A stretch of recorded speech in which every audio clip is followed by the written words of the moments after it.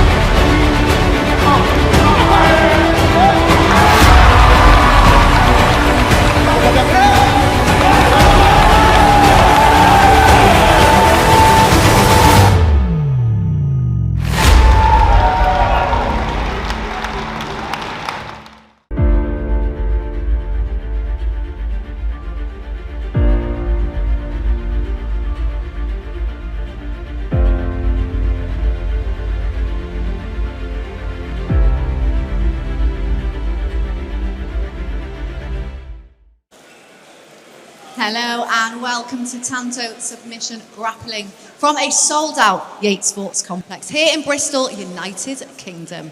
This event is brought to you by Pro Sport Grappling and Showtex Media and Production. Now tonight we will be showcasing some of the best jiu-jitsu fighters from Wales, the Southwest region and selected fighters from around the UK. There will be no points scored, there will be no advantage, there'll be no breaks between the rounds. This is Tanto submission only jiu-jitsu. So the only way to guarantee a win is to submit your opponent within the time limit. So before we get the show going, let's take a look at the Tanto rules and let the games begin.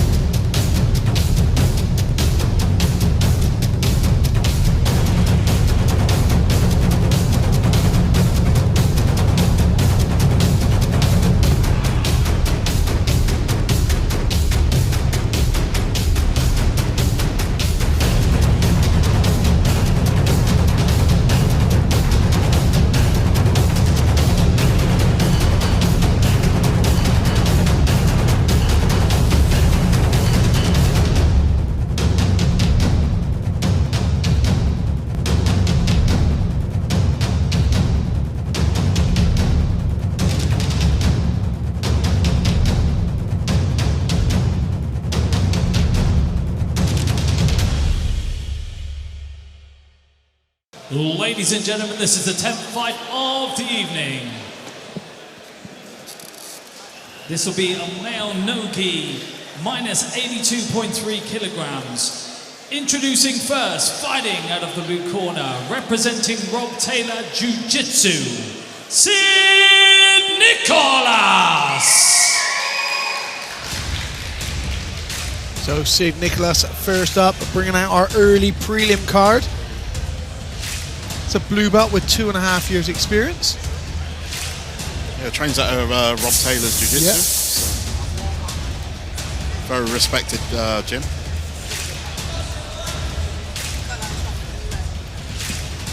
Under 82.3 kilos.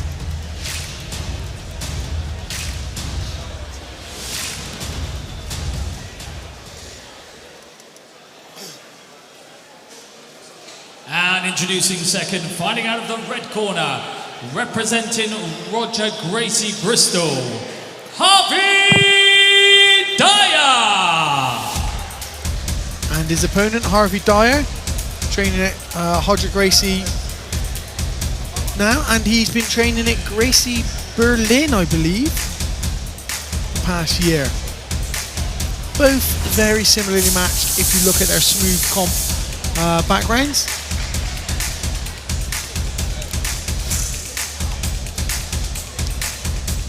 Luke Chamberlain in his corner from Roger Gracie Bristol. Yeah, Luke. Your I referee in really charge like of the action, when Luke Balthazar corners, mate. He Metal. corners very well. He's very methodical, very calm.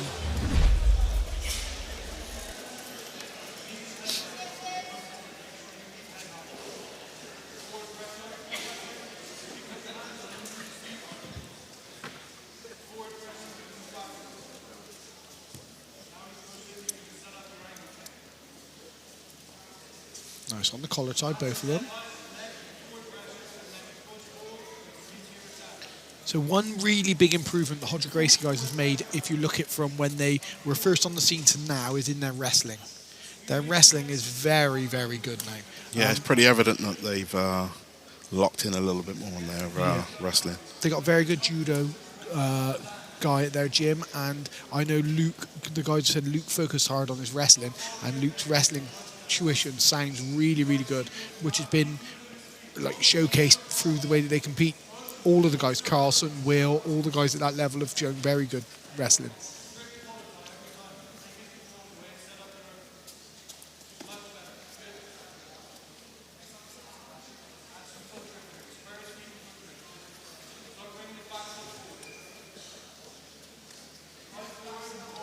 Oh, nice. Attempted foot sweep there.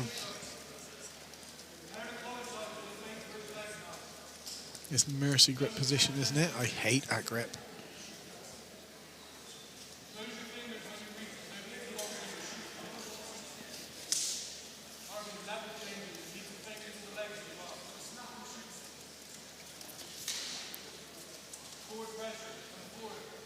So, oh, lovely arm drag to the inside trip. One of my favourite takedowns. This match will be contested over 8-minute rounds now as well. Yeah, this match will be contested over 8-minute rounds. We're into the adult card.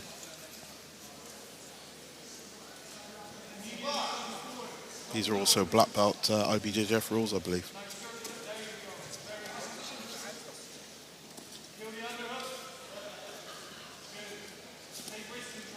So with that rule set comes the threat of the leg locks as well. Although I don't see any of these guys pulling guard and doing a leg lock entry anytime soon, mate. They're both competing like they're top game competitors. Yeah. But mate, give me a wrestling match any day. If these guys start shooting on each other and enter on each other's legs. Referee's decision, blue. Oh, nice. He's on that neck. Is he on that neck for that mounted guillotine? Is he going to keep that arm? No, he's passed off to the side. He's just used it to maintain the top control.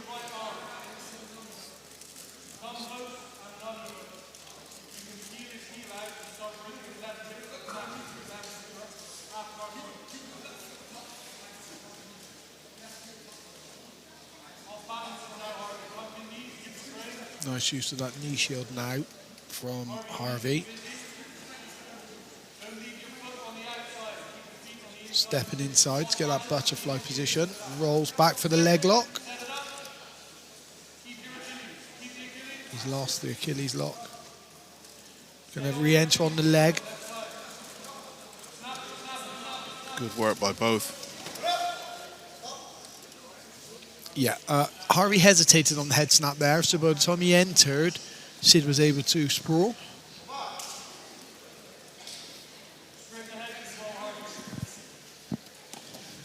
Harvey pulling guard, looking to go to that De La Hiva position. Oh, X sweep, lovely, and he's on that leg. He's got a bite of that leg, I think. Can't quite see because the camera angle that we're in, but it looks like he's on that leg. Straight footlock position. He's still on that. No Achilles control of opposition. the knee line as well there. That's why he's got Nice the back pass. step. Sid back step well. But Kimura. Nice, Lovely really pass good. there. Change of direction.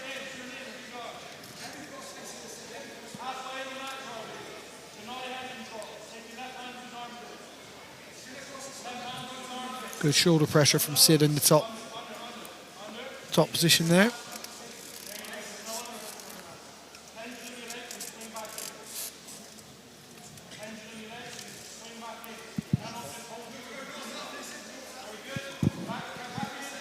Good regard from Harvey.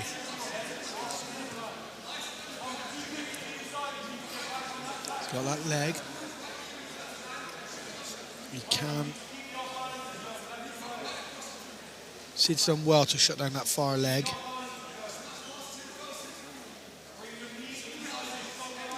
Referee's decision. Lovely pass there. by Referee's Sid. decision blue. Yeah, lovely pass. Is he on that straight leg? He's on the that knee bar. Knee bar there. Switches to the toe hold. Can he get the angle? Can't quite get it. Now he's Now got it. a good angle on that toe hold.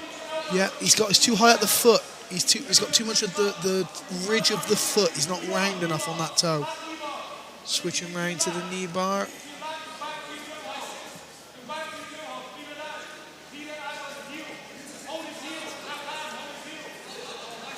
He lost that position there. He was too high on that. He grabbed too much of the foot. People grab the foot on the toe hold, and they're not far enough round on those toes. Yeah, you need the toes to get the flex on the ankle. Yeah, and but all credit to Sid, he did very well. Didn't even panic in that position. Stayed there, withdrew his leg when he could. He's on the back. He can go to the back here, Sid. No, really good work from Sid. If you can get that left knee underneath that back and prevent Sid getting his back to the floor, Harvey getting his back to the floor, sorry. Opts to go to knee on belly.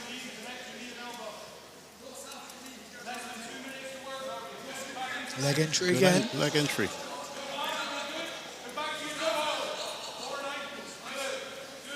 Really good work. Good sprawl.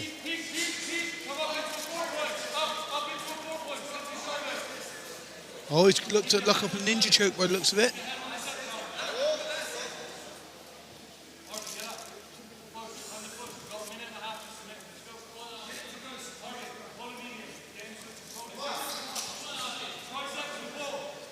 Less than a minute to do something. Harvey has to go here. He has to attack. Oh, she's on Straight that leg on again. that leg again. Yeah. Again, no control. Now he's got. He had a lot more control there. If you can follow him up over, take the opposite leg. He's on that Achilles now. They're both on that Achilles, aren't they? No, so he's on that Achilles.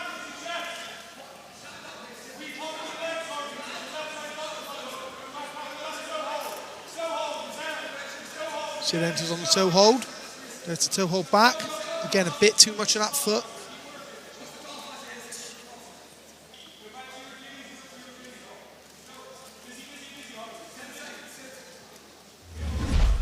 Chasing the end of the match now. Yeah. He's exposed his own heel. Really nice, really good exchange. We saw that Harvey was grabbing a bit too much of that foot, and he was trying to turn the foot as opposed to bend it and really compress the foot itself. It's probably something he gets away with in training a bit, catches people, puts pressure on it, and people tap because they want to prevent a slight injury. But he really needs to flex that foot when he's got hold of those toes. Yeah, more of a push down on the toes to get that purchase on the ankle. Exactly. Here you can see he's sort of twisting the foot almost as opposed to getting on the end of the toes and bending that round. This is a really nice ninja choke attempt though, from that sprawled position. Yeah, really, really enjoyable match. And your winner in the blue corner, Sid Nicholas. Really good performance by Sid. Really good on his passing as well. His options for passing were really, really good. And he didn't panic in any situation either. Yeah, even when that toe hold was in, you could see guys start kicking the arm and start trying to kick away. He just stayed calm, knew that he wasn't in trouble, Very, very nice. A great way to open the card.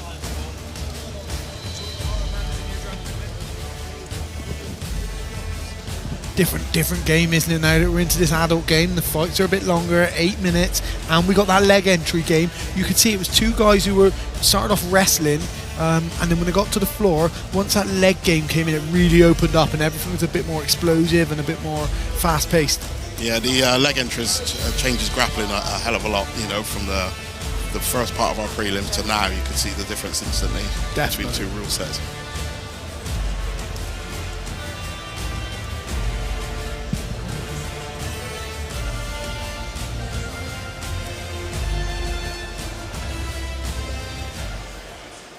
Ladies and gentlemen, this is the 11th fight of the evening. This will be a male no-gi adult minus 70 kilograms feather. Introducing first, fighting out of the blue corner, representing Blue Dog Jiu-Jitsu, Bradley Harmer. So, Bradley Harmer making his way to the cage now. Judo black belt. It says he's had over 300 BJJ comp fights. Yeah. Very experienced, and if you total that up with his judo experience as well. Yeah, from Blue Dog. I believe I commentated his MMA fight, which he's 1-0. Yeah.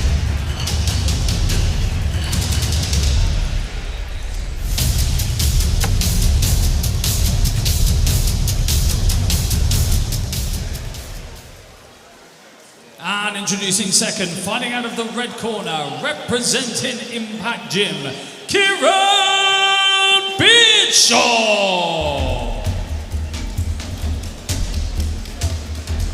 So his opponent, Kieran Beardshaw. It's a blue belt from Impact Gym. I've already seen one of their athletes compete already today.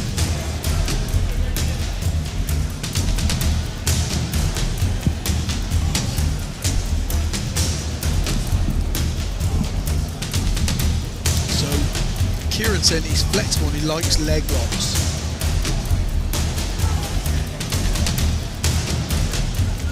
So this should be interesting. Yeah.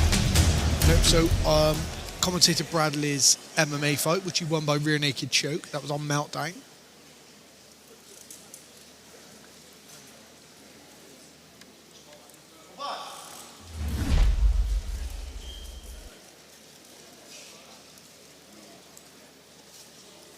Kieran in the white. That's all I need to say about the outfits. Nice, he is. You can tell he's looking straight for those leg entries. Yeah, leg lasso-y sort of type, and stepping back inside with that guard makes it very difficult to knee cut and pass.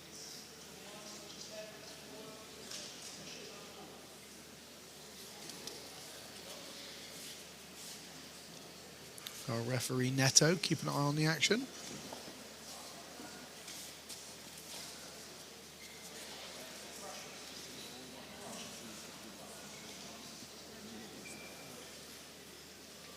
A patience game here. This is one of those things that Bradley can't get drawn in here, because you make one mistake, you can already tell from Kieran's game, he's going to be on a leg entry before you know it. Switch really nicely as well then from the... Yeah, he looks to have a very good guard. Yeah, very but active. he has been passed though. Has, and he's on that north-south position.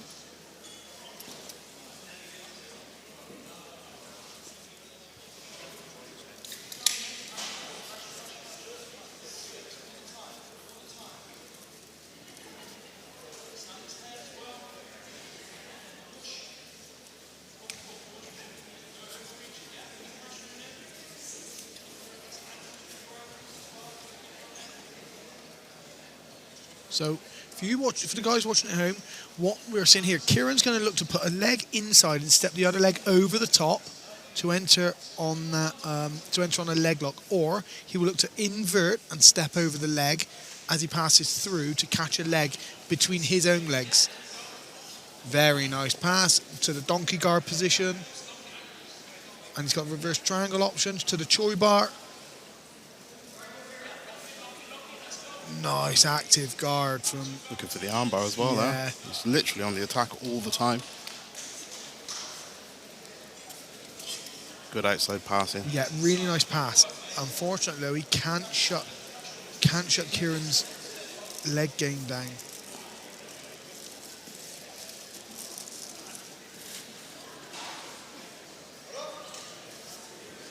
Very active legs from Kieran. Very flexible. But Referee's decision. It seems to me that he's trying to look for a Referee's leg decision lock, blue. right? Yeah. As opposed to there's other options here that he can start isolating. A minute ago, he had a really good option to go Kimura Choi bar. He left that, and it looks to me like he's intent on chasing that leg lock.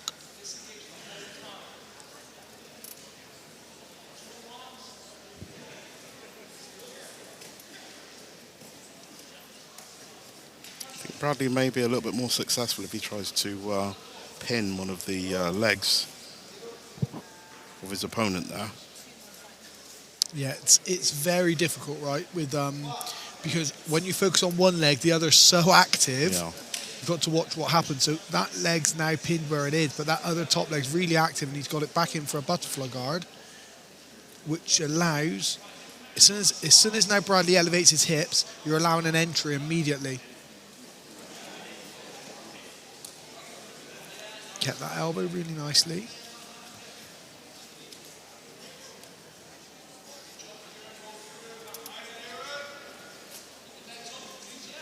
Oh, he had an option there to try and attack that toe hold, and he didn't. I think he's opting for the control first, I think. Yeah. This is a really nice position for someone with your opponent like this style. Go to that north-south position, and then see, eloped on the back. Really good. Really good recovery, work though. from Kieran, yeah. Good pass by Bradley. Is he a mount? Is He's that got full to the mount? position where Yeah. he can start to cook him with that shoulder pressure. Yeah. And here, it's a weird one, because with someone with the legs like Kieran, you don't really want to be high up, as where normally you would to attack. Nice head and arm attempt. Really nice. The arm's a bit across the face, which is going to make it more difficult, but that's in it by the looks of It it. looks very, very tight. That looks in. Tap, very well done. Very, very well done. Was patient, took his time, didn't make any mistakes. Great performance. He was really patient. I think he knew what he wanted as well. Yeah.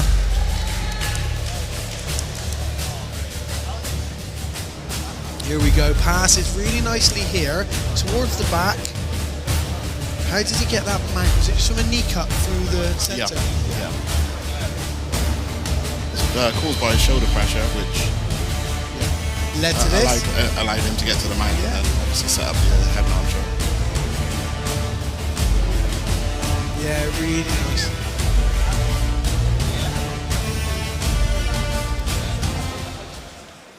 And your winner by way of head and arm choke in the blue corner, Bradley Harmer. Really good performance there. Patient, methodical. Yeah, the patient was the key, isn't it, there? Because with someone with a guard like Kieran, it's very easy to get frustrated. Happens in training a lot, right? People end up doing stupid things to try and pass it. Did very well. Just had to find a way to not play Kieran's game. Yeah, it took a while, but he got to where he needed to get to. Really, really good.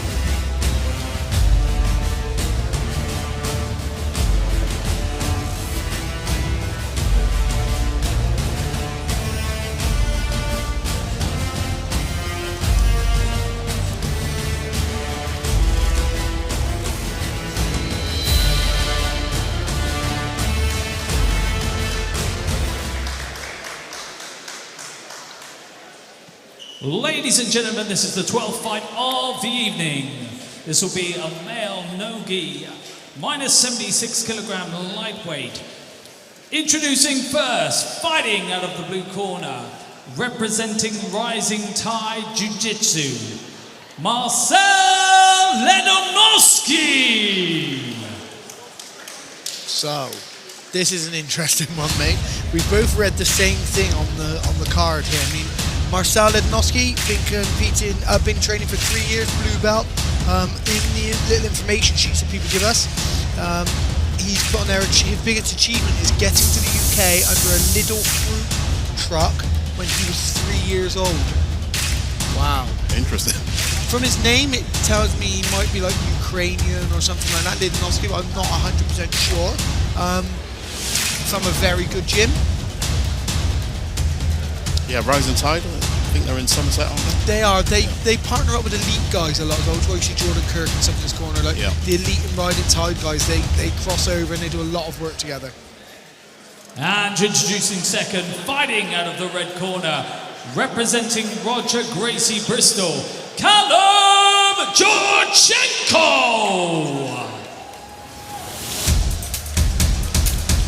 And his opponent, Callum Georgienko. He's only 18, Callum. Yeah, blue belt.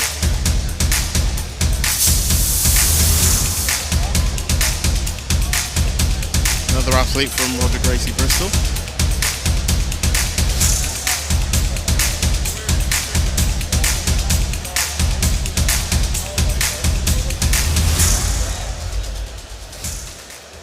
Your referee in charge of the action, Balthazar Meto.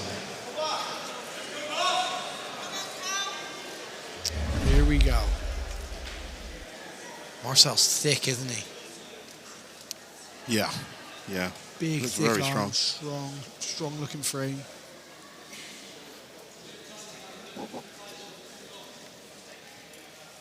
Ties up high on that overhook. Looking for that outside foot sweep.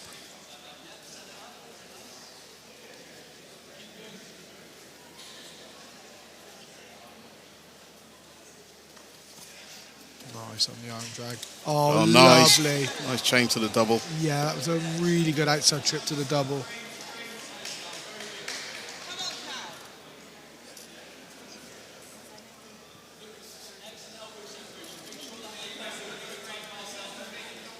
Oh, good nice reversal. sweep. Giving his back up there, he can take his back.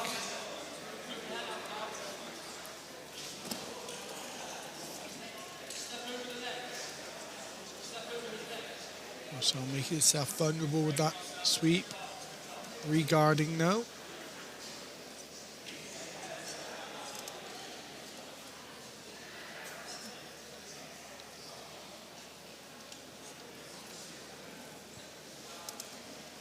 Oh, knee bar attempt. Knee bar. He's looking to expose for a heel hook now. He sat right into that saddle position. Can't quite clear the leg. If he can untriangle those legs, he'll be in a saddle position. He can start to attack that leg. Opt to come up. He can roll to the back take. He's lost this now because Marcel's taken the leg. The toe hold was there for an option as well.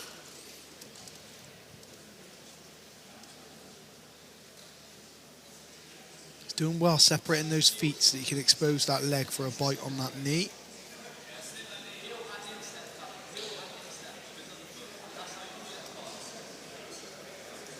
That knee option now. And the toe hold looking for that toe option. hold.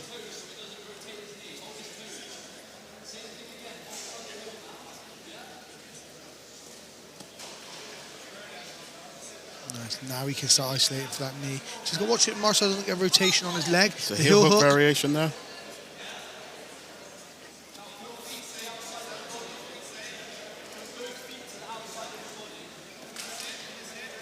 Now he's got to watch out that straight foot lock. Referee's decision. And the heel hook's now exposed again. With his heel up there, he can literally attack that heel hook if he wanted to. Now he rolls through for the heel, and that's in if he can lock this off.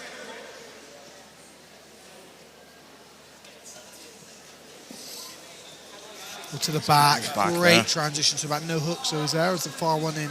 Yep, far hook's in. Both hooks in now.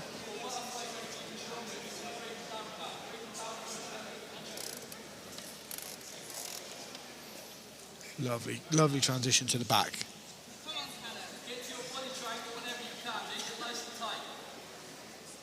by the triangle, and it's on the correct side. Lovely for the choke. Needs to switch his triangle now if he can.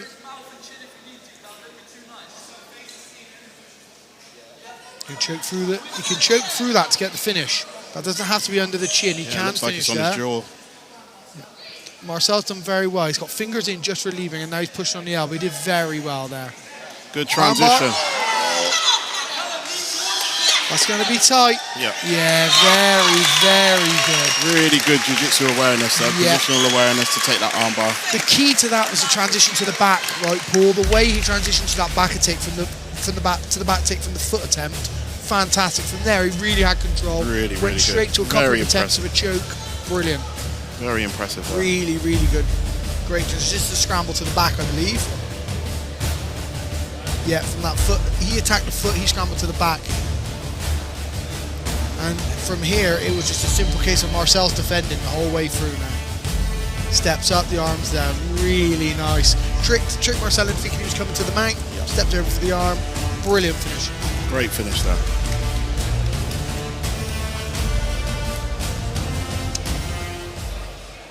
And your winner by way of armbar in the red corner, Callum Georgienko.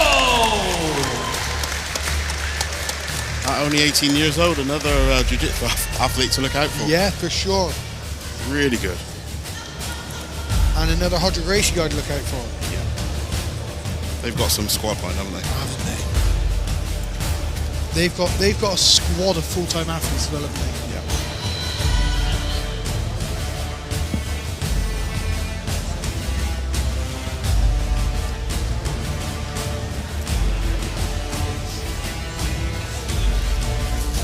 This early prelim card has been a crazy good level, isn't it? Really high level jiu-jitsu from these guys. If you're watching at home, please jump on and tag us at Fight World TV, at Pro Sport Grappling, at WesMerch, WZMURCH. Let us know that you're watching, give us a shout out, and we might give you a shout out here as well. Let us know what you think is your fight of the night, etc.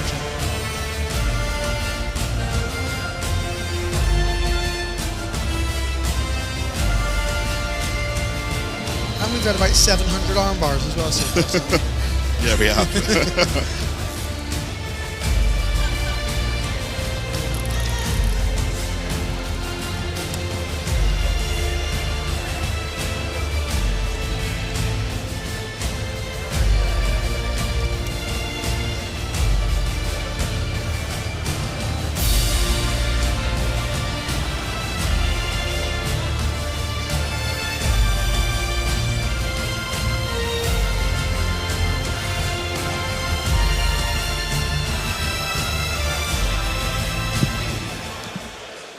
Ladies and gentlemen, this is the 13th fight of the evening. This will be a male no-gi, minus 76 kilogram lightweight. Introducing first, fighting out of the blue corner, representing Invictus Jiu-Jitsu, Christoph Liss. Yeah, Christoph Liss then from Invictus Jiu-Jitsu, blue belt.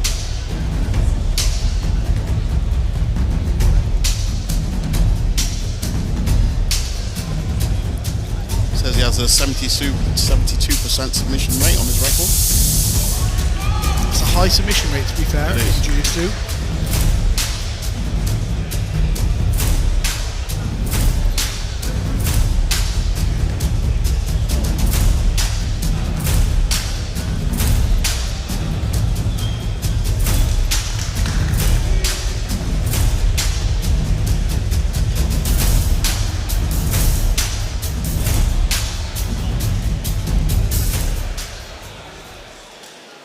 And introducing second, fighting out of the red corner, representing Elite Jiu-Jitsu Somerset, Elijah Kitchka.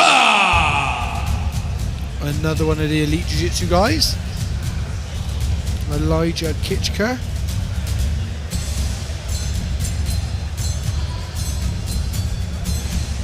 "20 years old, also a blue belt from that gym.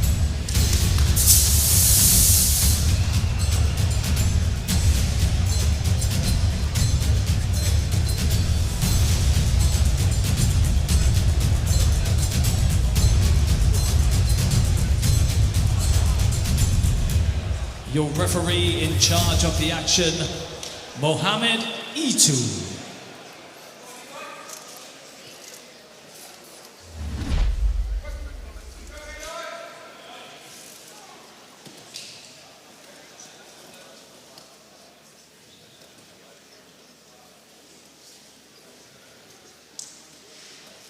Working heavily on those collar ties. Yeah.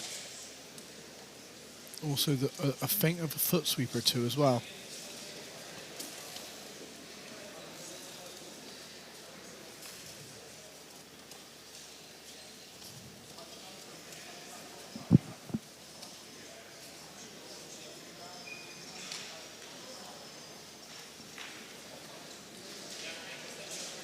Lots of our early prelim card decided to start stood up.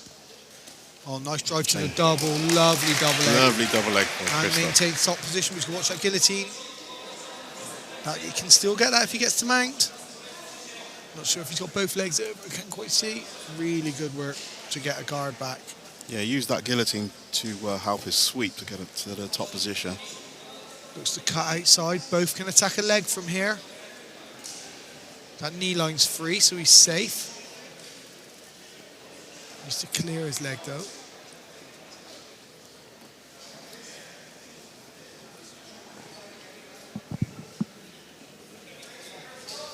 Now he's going to step back into that if he does this. Looking to attack the heel hook, I think. Yeah. He's cleared the knee line. He's back in again. So he's going to struggle.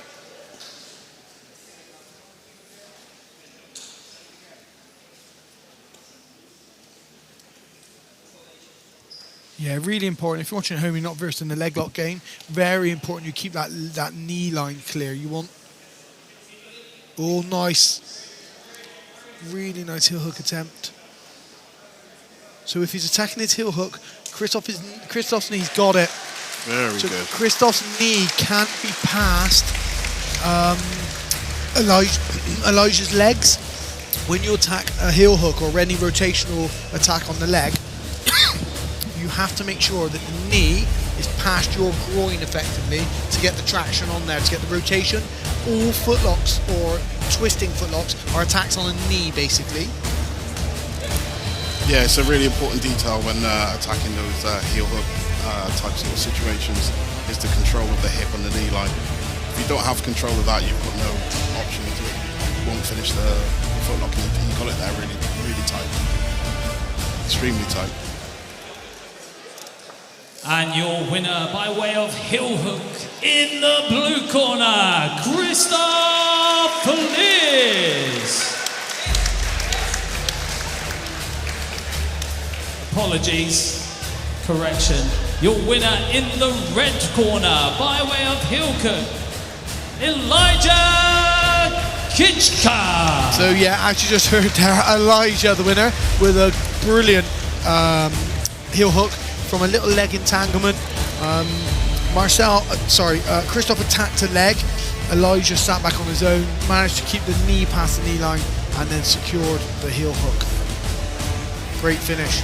Yeah, very exciting little. It was a short match, and very exciting, though, wasn't it, from start to finish? Yeah, all of these matches are just so exciting.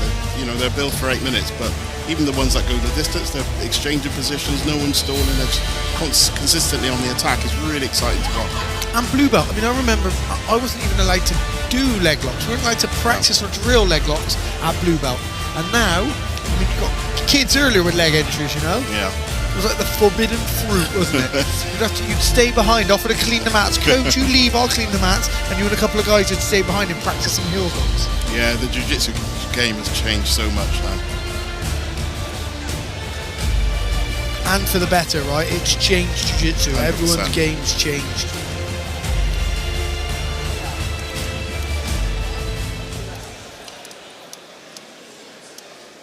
Ladies and gentlemen, this is the 14th fight of the evening. This will be a male no-gi, minus 76 kilogram, light. Introducing first, fighting out of the blue corner, representing our Brazilian Jiu-Jitsu, Mike Robbins. So, Mike Robbins from RR Jiu-Jitsu. I don't know Mike personally, been training about 4.5 years, blue belt, but I do know the RR guys very well.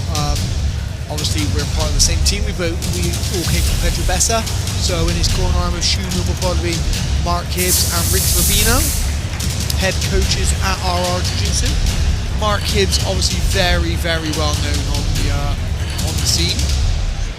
So Rich is not in the corner, but Mark Hibbs is. We'll see Mark Hibbs in action later on tonight as well, but very, very well known in the submission grappling scene.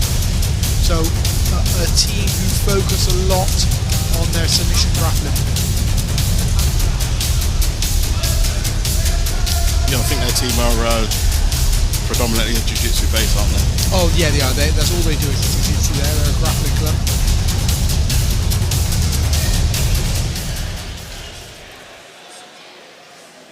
And introducing second, fighting out of the red corner, representing Roger Gracie Bristol, Charlie Dyer! And Charlie Dyer, someone we've seen before on Tanto 1. He won here, I remember his fight. Very good fight. This is going to be an interesting one for sure. Two gyms both based in Bristol. Two probably of the highest achieving currently grappling gyms out of Bristol. Because they're both very much focused purely grappling gyms. There's lots of other gyms who are MMA based, like my gym for instance, but we're an MMA gym who have guys who compete in jiu-jitsu. These guys are focused on jiu-jitsu. So it's going to Your be very referee in match. charge of the action, Mohamed Itu.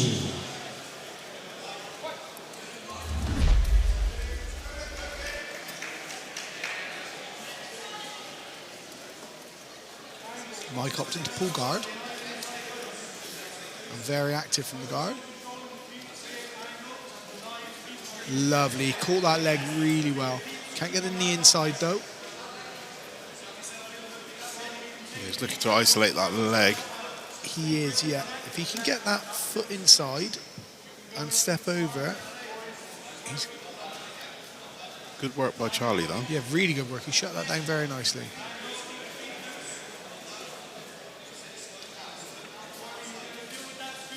Very active guard from Mike Robbins.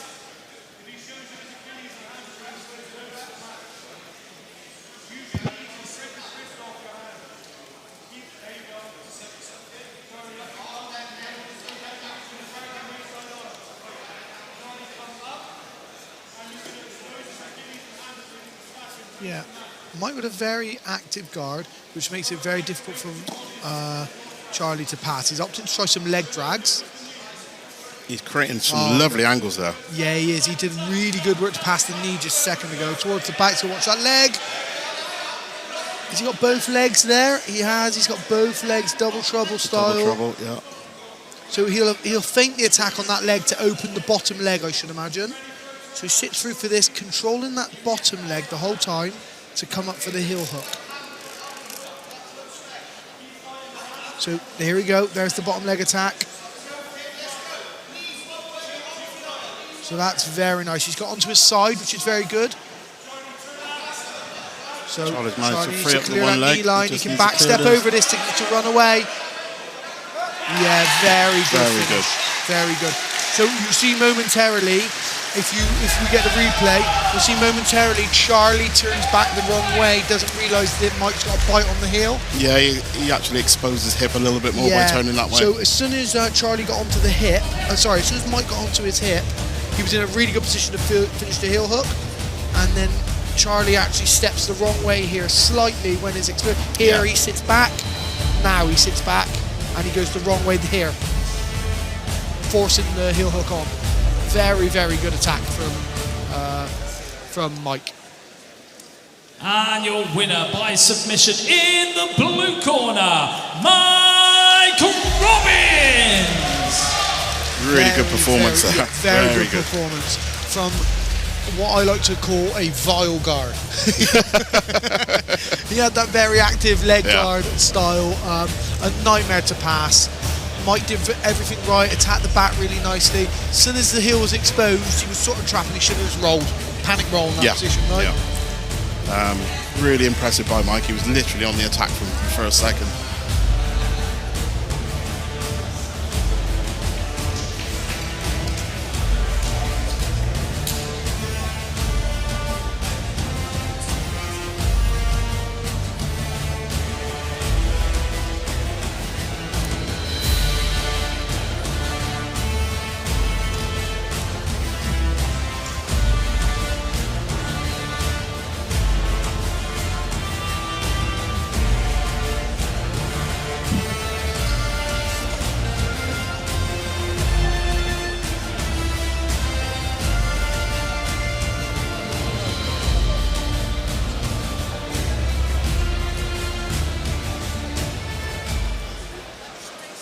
Ladies and gentlemen, this is the 15th fight of the evening.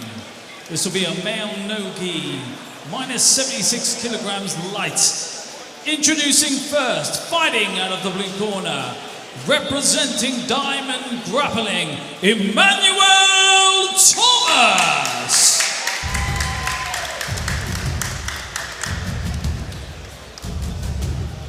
So Emmanuel Thomas, first out from Diamond Grappling. Blue belt, been training a couple of years. Really proud to be selected for Tanto, he says. Yeah, first time on Tanto today.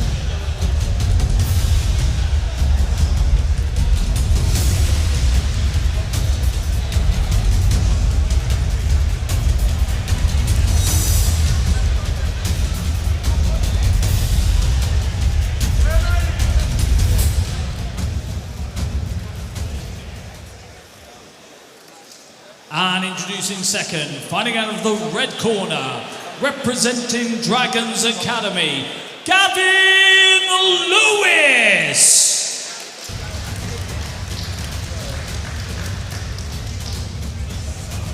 Gavin Lewis, Dragons Academy.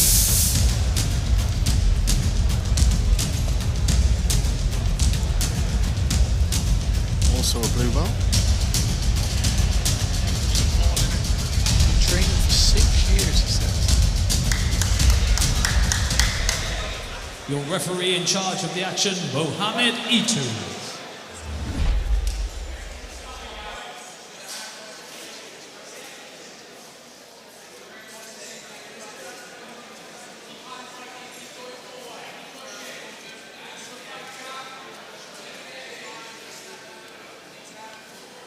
Nice, but on that collar tie again.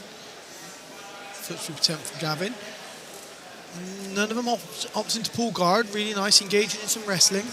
Oh, nice head snap. Oh, went for the hip throw. See a hip throw there? Yeah, went for the hip throw, then a little trip. To the back now, really nice boy. Emmanuel. Lovely mat return. Lovely mat return from Emmanuel. And he can come to the back Yeah, here. got some back exposure there. Yeah. Oh, Nice, lovely. great If back you can get that take. second hook in or trap the arm. Yeah. He's got the arm trapped. Now he can attack that neck. Gavin's He's in got trouble. 2 on 1 there. Yeah. Once that arm was isolated, Gavin was in a lot of trouble. Great finish. The mat return was the key. Mat return to the back, trapping that arm made the world of difference, didn't it? It did, yeah. Very nice. Good entry into the back as well. Here we go. Here's the mat return. Lands face down on the mat return. Nice, really good. See how he secured the neck instantly as well. Exactly, yeah. That was a really, really good finish. Yeah, I think that has to be finish of the night so far. Yeah, really, really good. Very impressive. And your winner by way of rear naked choke in the blue corner, Emmanuel Thomas. Yeah, Emmanuel's going to be happy with that. And Emmanuel, I just said it was finished of the night, but I have absolutely no input into what finish of the night is. So don't go quoting me all over Instagram. I have no input into that, but I think that's our finish of the night so far. He looked really good, very dominant, got the takedown. The moment he landed, he transitioned one arm up high, so he was on that collar hold. Like really, really good control. What a great introduction to Tanto for him as well. What a debut. Yeah, indeed.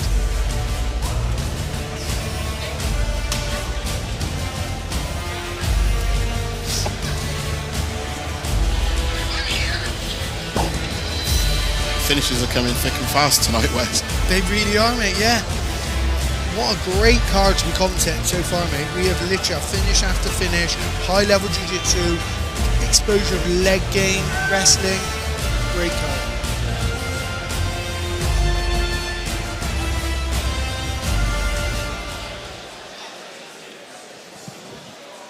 Ladies and gentlemen, this is the 16th fight of the evening. This will be a male no-gi, minus 88.3 kilograms, medium heavy.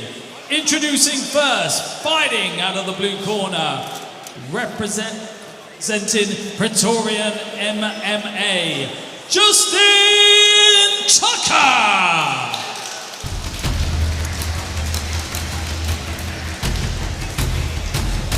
So, Justin Tucker. Find out Praetorian MMA. Sounds very South African. Praetorian MMA. It's a white belt, currently a white belt, but competes really regularly.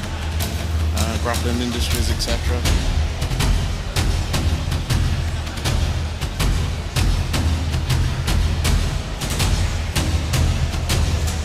South Africa meant Roman, of course.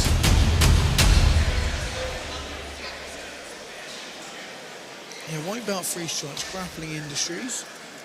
And introducing second, fighting out of the red corner, representing Matt Academy Wales, Adam George Khalil. His opponent from Matt Academy.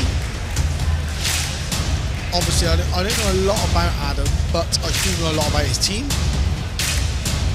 Yeah, I think Lou Long's the head coach, I think. He is, and Wayne Samways. Yeah.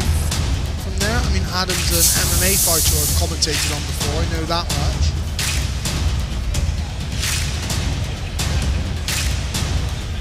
And he's a good grappler by the looks of me. He's got very experienced on Smoothcomp. Your referee in charge of the action, Mohamed Itu.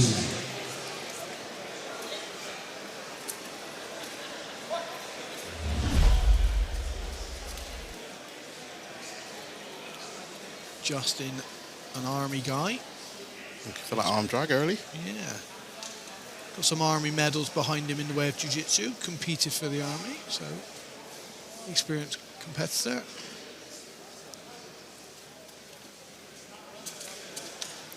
Shot the low inside single on the arm drag again.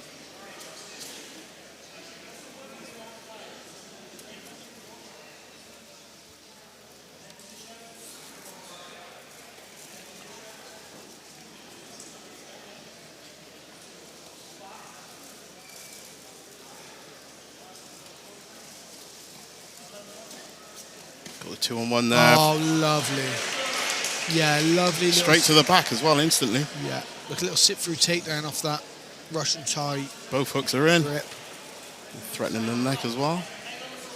Yeah. Yeah, hand on the shoulder. He's got to clear that bottom arm though, so I'd be teaching my team now to not focus too much on the arm that's choking. Make sure you don't free the bottom arm. Try and offset your back, isolate that arm. As long as that arm doesn't free, you're okay. Threat is there because he's got the hand on the shoulder, so he's going to pull the other arm out. It's in, mate, I think. I can't quite see. Yeah. Very good finish. He was really impressive. He looked really very impressive, yeah. The transition to the back, and then once you had that arm in, here's the takedown, just sits through on like this. It's like a Kimura type throw. Yeah. Like a reverse Kimura throw. Straight to the back from there. Really good work. Yeah, really good squeeze to get that choke. Brilliant finish. Brilliant finish. That might be the best finish of the night now. Everyone's heard what I've said. And your winner by way of rear naked choke in the blue corner, Justin Tucker. I reckon they're all watching the stream out the back and they're trying to go for the quickest RNC that they can get on the show, hoping that's going to get finished of the night.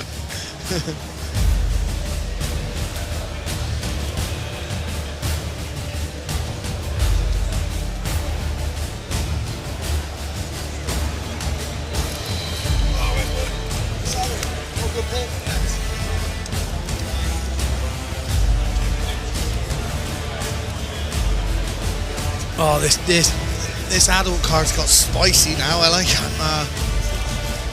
This is an amazing card. Oh, it's an amazing card, mate. They're going to have to drag me off this commentary desk. I hope the production team are listening. They're going to have to drag me from this commentary booth.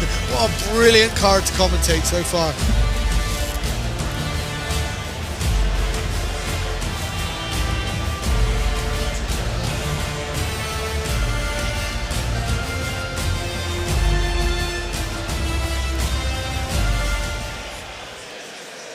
Ladies and gentlemen, this is the 17th fight of the evening. This will be a female no-gi, minus 58.5 kilogram feather. Introducing first, fighting out of the blue corner, representing K2 Nuki BJJ, Elfonkula!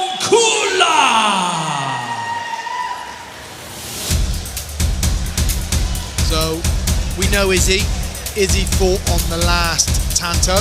I know Izzy. I actually saw her at a fight show recently, and she came up to me and she went, "Oi, wouldn't you be nicer to me when you commentate?"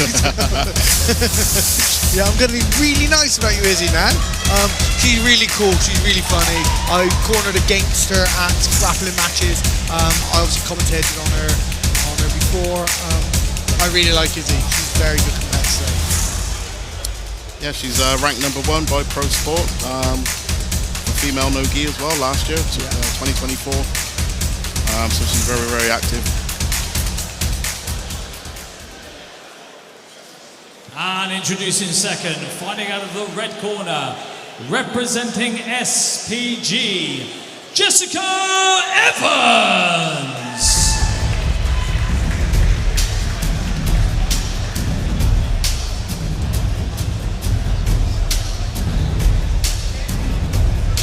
So Jessica Evans then,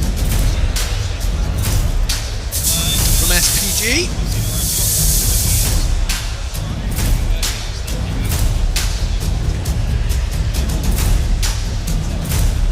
Shane in her corner. She has experience on Polaris Uprising as well, so she's been on a big platform also.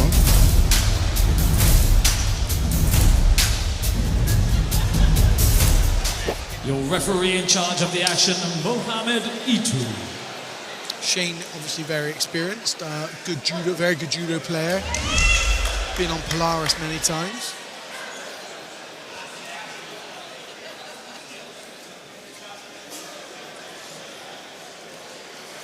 Izzy opting to walk forward. Oh, nice.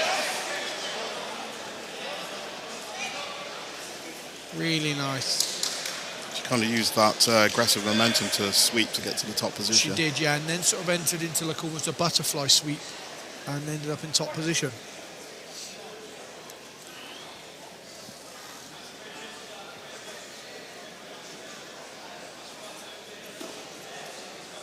Nice solid mount, great run in the legs.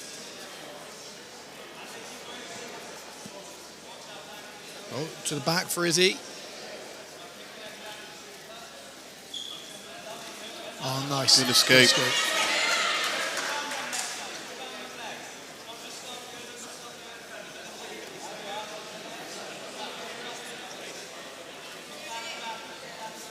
Yeah, Jessica opting to be patient before passing.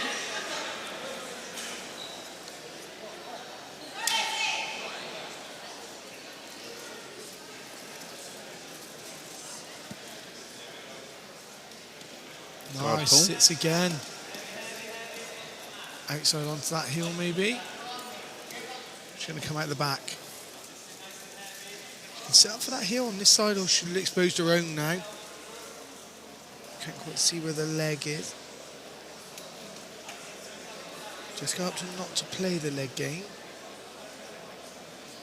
But that heel is going to be very exposed if she can sit up. Izzy's right heel is very exposed. If she starts to pull away, that's going to leave that heel exposed, so she needs to stay quite close. She doesn't give her any space to start to attack that leg.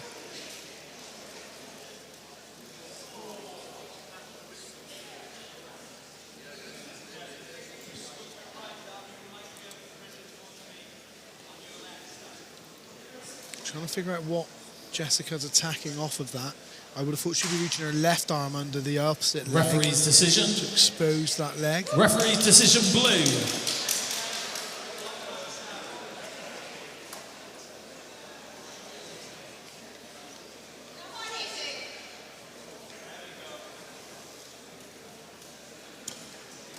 Now it's exposed now, she's caught it.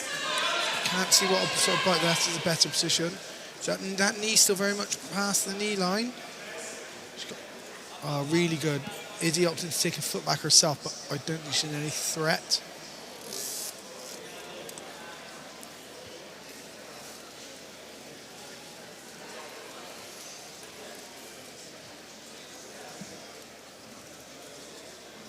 Nice knee cut cross, she's taking the leg. In this 50-50 style, no, 50-50 position, sorry. Need her leg under threat excessively from here.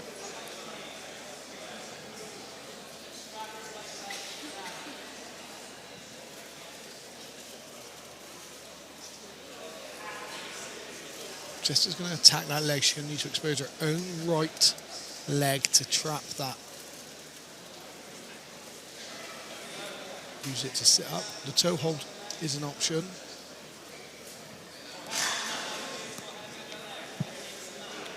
Both have options there for the legs. Yeah, Izzy's on and has a good option for that leg now. There is even a chance she can dog bar that leg from here, but she's lost it. Jessica to the back, maybe. Back exposure. Oh, nice. A little bit good awareness there. Yeah, not heavy enough on the sprawl by Izzy.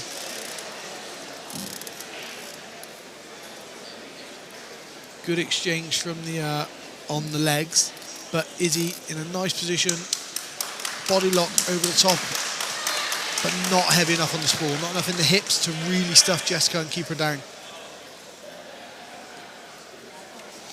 I think Jessica might have hit her head on the off screen. The mat. Yeah. Restart. Oh, beautiful foot sweep.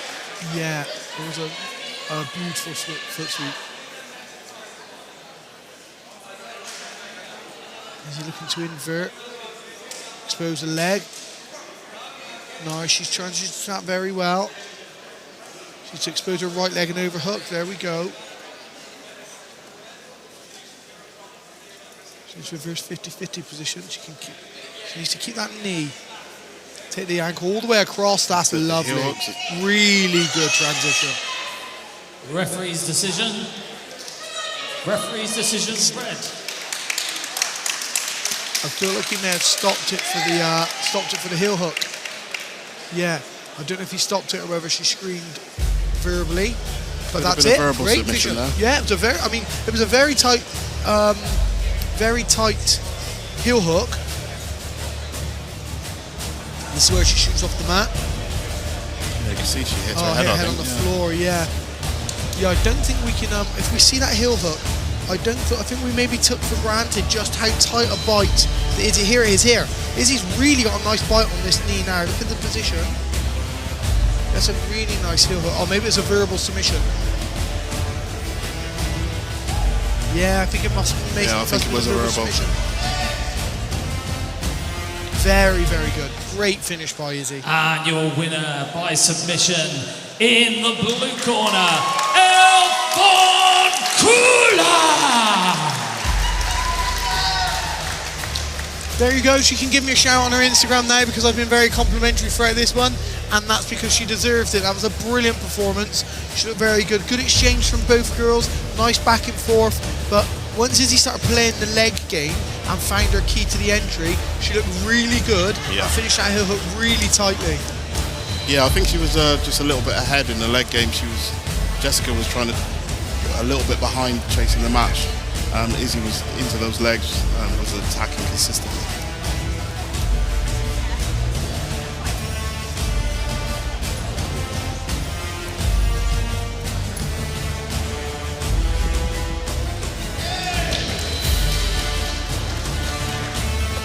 I can't remember last time we had a referee's decision here. I can't remember last time it's got to a decision.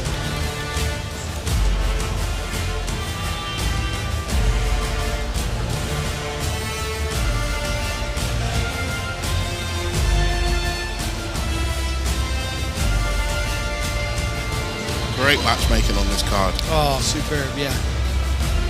When you consider the hundreds and hundreds of people who wanted to be on this card, selecting the card and getting the best matches, I can't think of anywhere that could have matched it better. It's been absolutely fantastic. It's just been excitement from start to finish.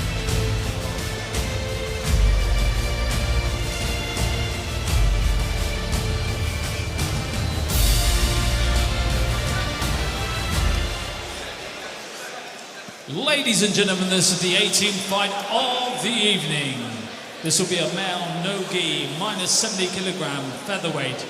Introducing first, fighting out of the blue corner, representing London Grapple, Nursultan Nurtaz.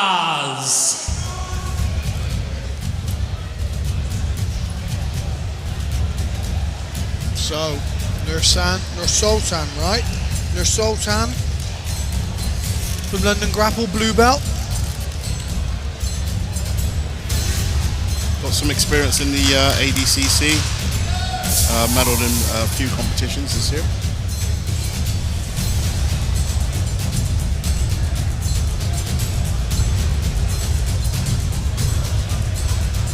Years old.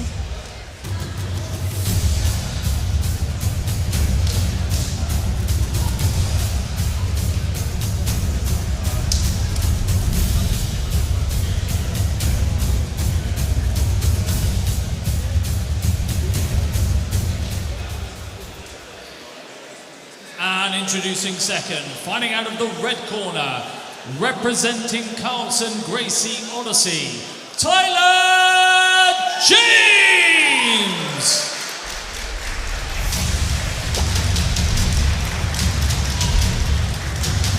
His opponent then, Tyler James. Carlson Gracie Odyssey.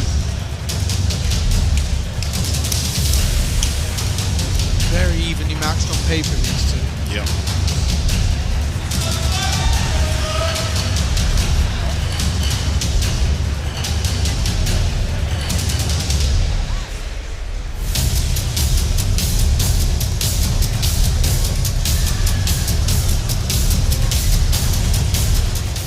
Your referee in charge of the action, Marcelo Copa.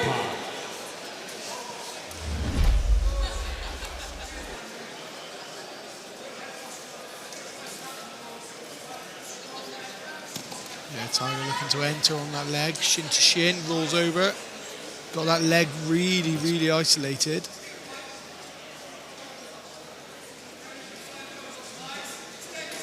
Oh, Nursan's done well to catch that. He's going to struggle to get that submission with that on the outside. Yeah, he's got no control of the leg there. No.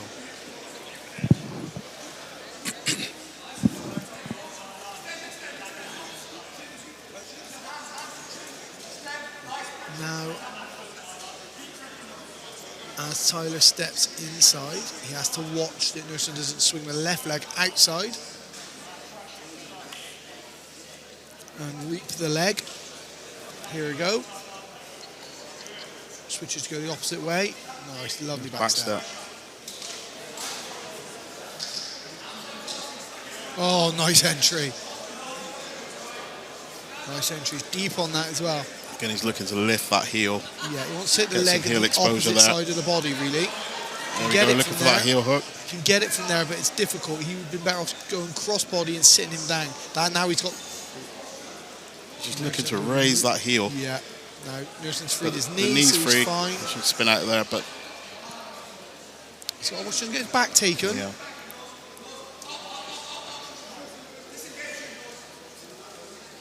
Here's the back take. No hooks in yet. Watch his arm on this side. Should be working to get those hooks in. Nursan's got to watch his left arm. Might opt to go for the armbar instead, or the reverse triangle. Yeah.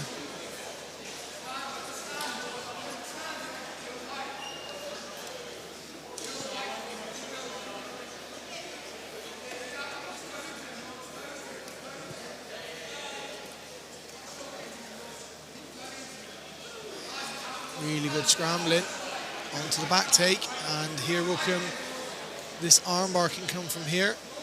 He's setting up that reverse Kimura grip on that arm, which will give him the leverage to expose it. Back to guard. Really active from that back position, Tyler. Yeah, he was just a little bit too high. He could have secured the back if he slid that, moved back down the back and got a hook in.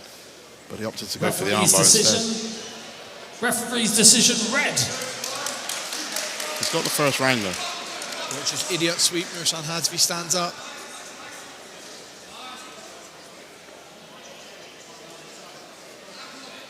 And it's a false reap entry. Looking for the Kimura trap there. Yeah, he is.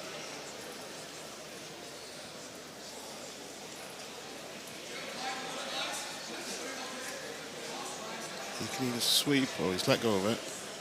Regard with that bottom knee to prevent the pass.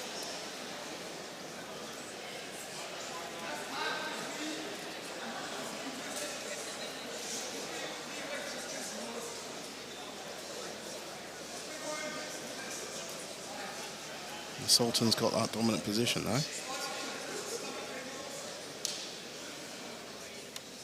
Very, very nice shoulder pressure. You can watch the buggy choke. Looking for the buggy choke.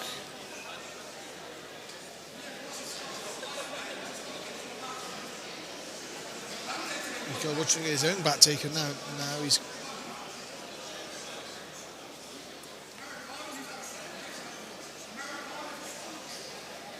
the arm bar. The arm's very exposed. Your son can keep that left arm. Good work regarding and avoiding the mount. Got a pass again from the Sultan. It's that north-south Didn't position. wait.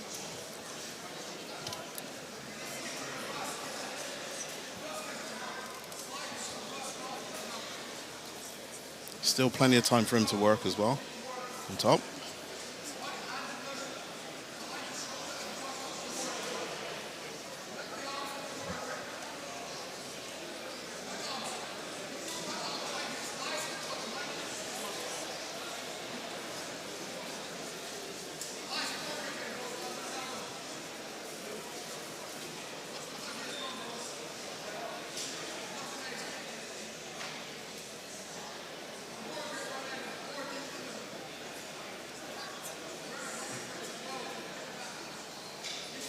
There's no Good threat. job. Good job.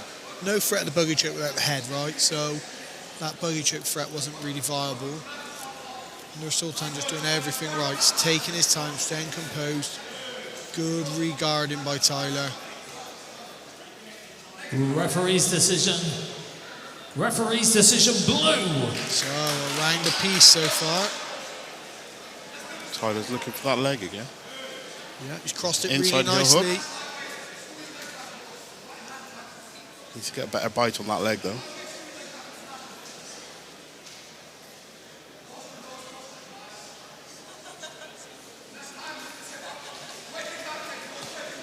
And Nur Sultan can't get stretched out now. Oh, Lovely. nice. Should pass here. Lovely. Looks like he's to get the mount as well. Straight to mount, yeah.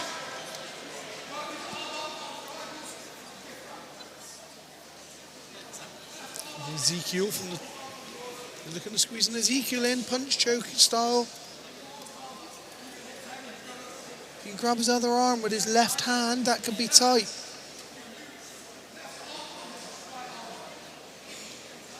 The punch choke, I can't quite see. No, Well defended there actually. very well defended, yeah. Could see the grimace for a while, couldn't you, on Tyler's face? Yeah. So it was definitely a threat. Still a minute and a bit to go, mate. There's still plenty of time for some action now. I mean, Nur Sultan's in a great position, still looking to get that looking for it Ezekiel again, yeah. punch. He just can't creep in. Oh, he's got a bite on his own bicep. Now it's tighter. Now this will be tighter, especially if he can sprawl his hips down as well. He's got plenty of time to Now work he's lost here. it, I think. I can't He's see got a the minute right here. arm. Yeah, I can't see the right arm, but I think it's out. Yeah, it is. Pulling his mount up nice and high underneath the armpit. Yeah, he's dominating the final third of this fight, isn't he? Yeah. Back on that Looking again. for it again. Back on that Ezekiel again.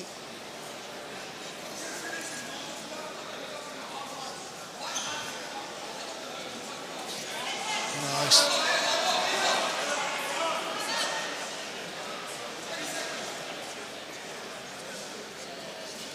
Give you a step over for a triangle attempt.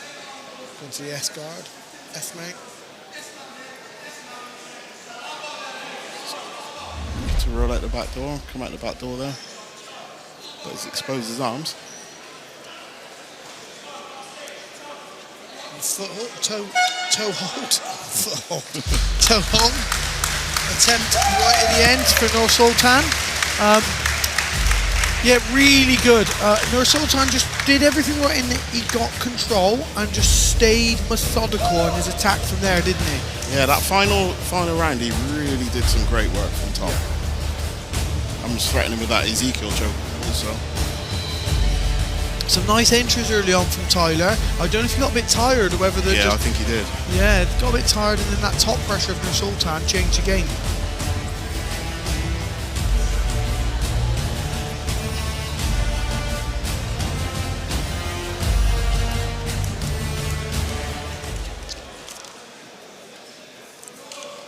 And your winner in the blue corner, Nur Sultan Nurtaz. Yeah, good performance in the later stages of that fight by Nur Sultan. Well-deserved win there. Yeah, well-deserved. Lost the first round and come back to win the second two. That's the first decision we've had for a while as well. Yeah, I was thinking the same. I was thinking the same.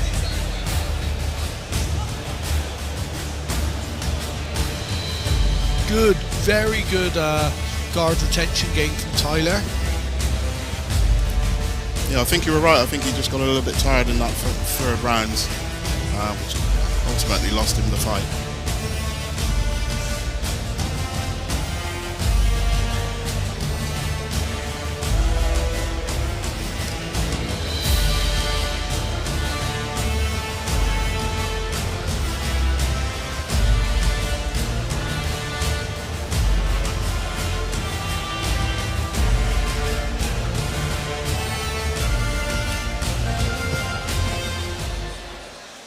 Ladies and gentlemen, this is the 19th fight of the evening.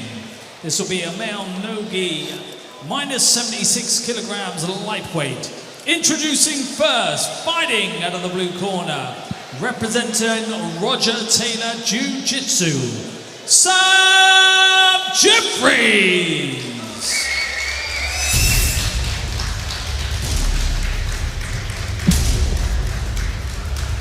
Yeah, another blue belt match to keep us on track here. Sam Jeffries, 4.5 years grappling, Polaris Uprising winner, Nogi Welsh Open champion. From Rob Taylor's Jiu-Jitsu gym, Wales.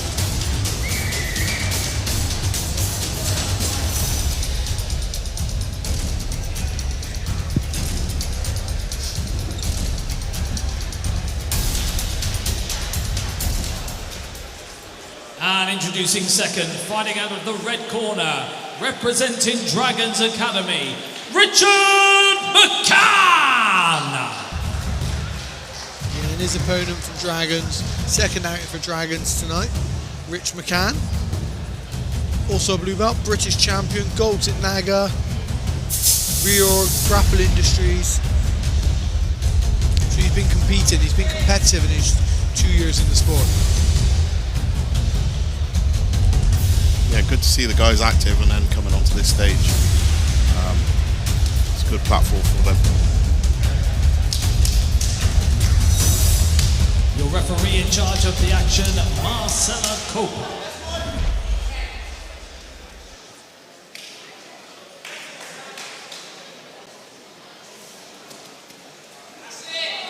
Bit of a slip there. Slip, I think, yeah.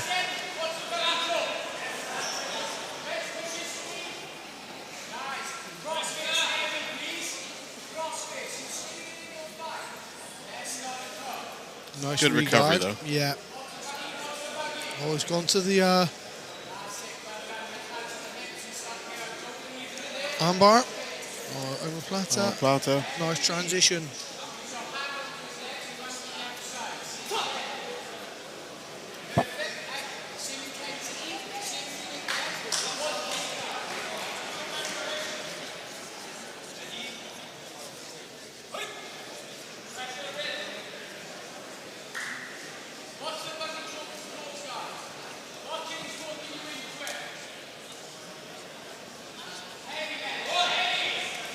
for that man. Oh, That guillotine. Guillotine there, yeah, he can't get back on top though, can Yeah, he? he lost the position there. Good work again from Sam. Nice work back as well. This scrambling's very good, isn't it? Yeah. And looking to isolate that arm. Isolated now.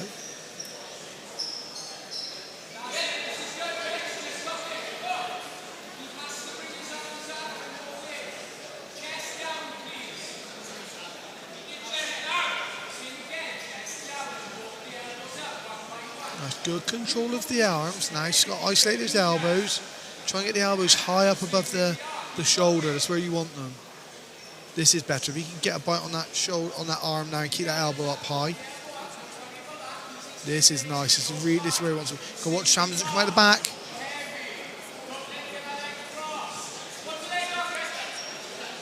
That's the only problem with that high mount is exposing that escape. Yeah, oh, he's got a nice bite on this here.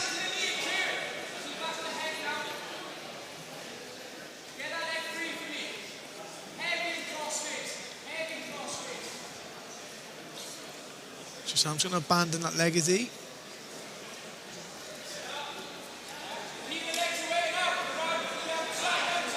Nice, good pass. Good knee cut pass there. So that straight armbar, if you can put a knee on belly and sit up for it. Looking to spin around the head for that topside armbar, I think. Referee's decision. Referee's decision, red. Back exposure.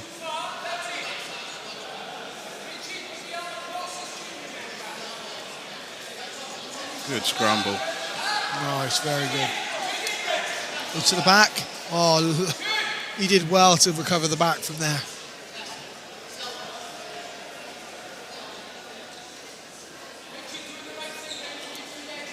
It's my favourite back position, rather than two hooks. The single go hook. with the one hook, yeah. Just use the other one for control.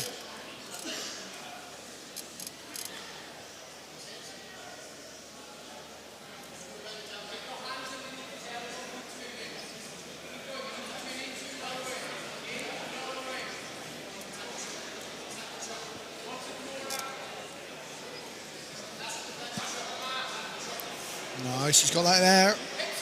So he can choke through that. Oh, good work. He has crossed his ankles there. Yeah. You can see Rich was trying to look at how he could attack them. Yeah.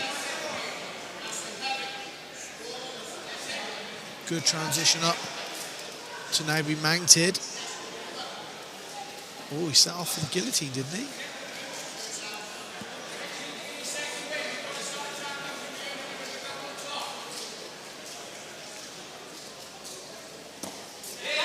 Oh, nice sweep.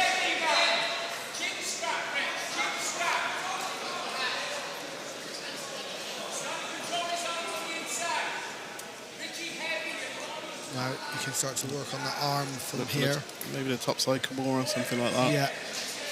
You can pinch the head. You can get Kimura here for sure.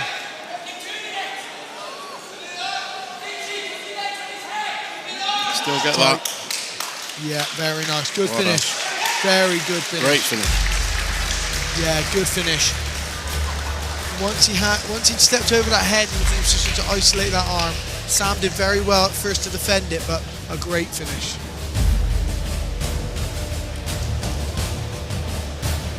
Yeah, very scrambly this match.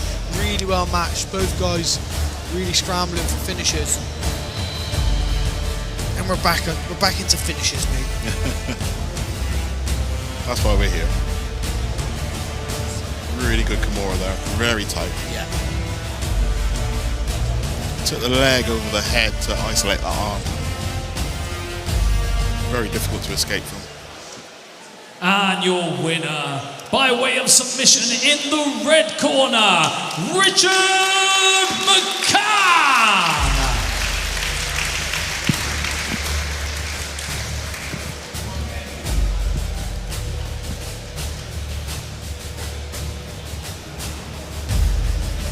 Yep, really good performance from Rich.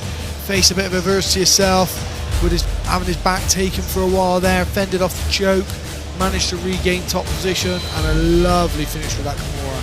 A lot of scrambles in that match. They were back and forth, exchanging positions. 2 more fights left, mate, on our undercard, and then we will be going to our main card prelims.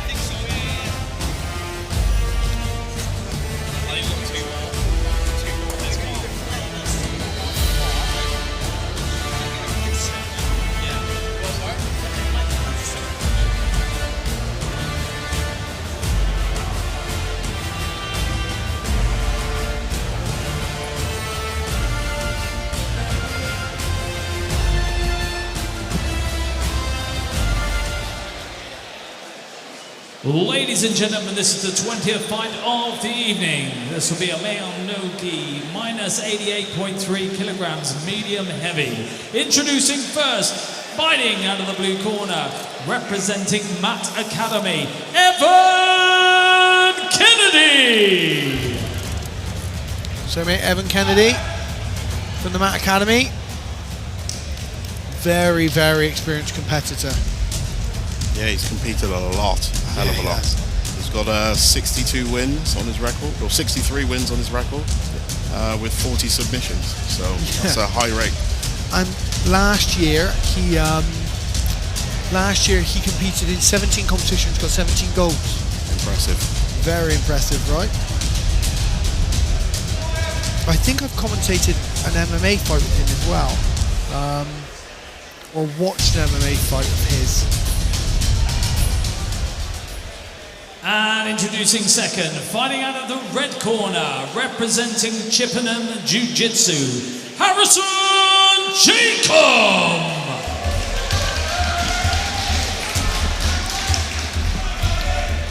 His opponent, Harry Jacob, blue belt, 30 plus competition wins, 12 plus by submission. So 2 really experienced competitors here. Yeah, these guys have been active on the comp scene and active recently as well.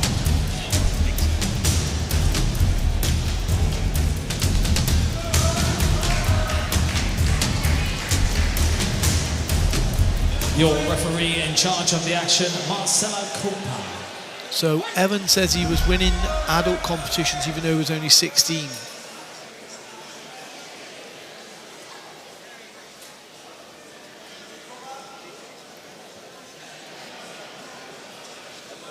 Clears that collar tie really nicely. Harry pulls guard. Straight to butterfly. Good, trying to look for a bite on that shoulder there. He's got that shoulder crunch position. Yeah. Just let it go.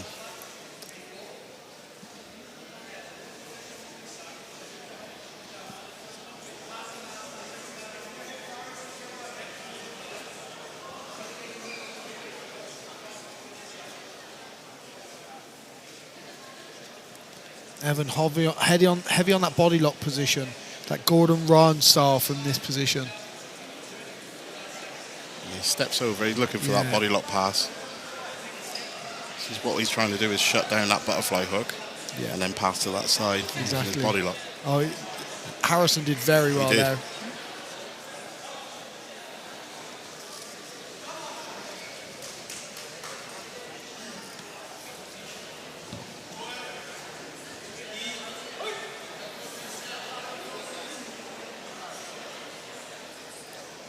So Evan back on that body lock. He circles to his left there in the hope that Harrison's going to put the foot in and he can trap the leg. Harrison on that shoulder crunch. He's got options from that shoulder crunch. Yeah, I really like that position. If you can isolate it on the shoulder, it's a really nice way to set up the Choi bar. It is. Which means then you expose the arm bar, the Kimura, etc. I really like that position from that guard.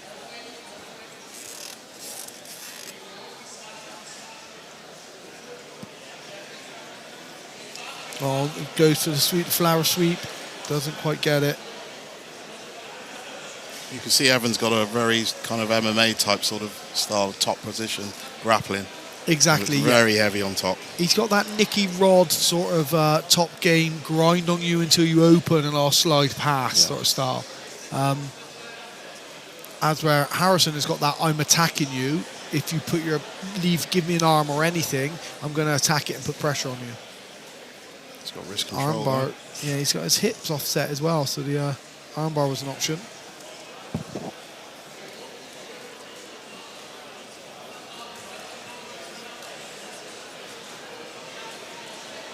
Referee's decision.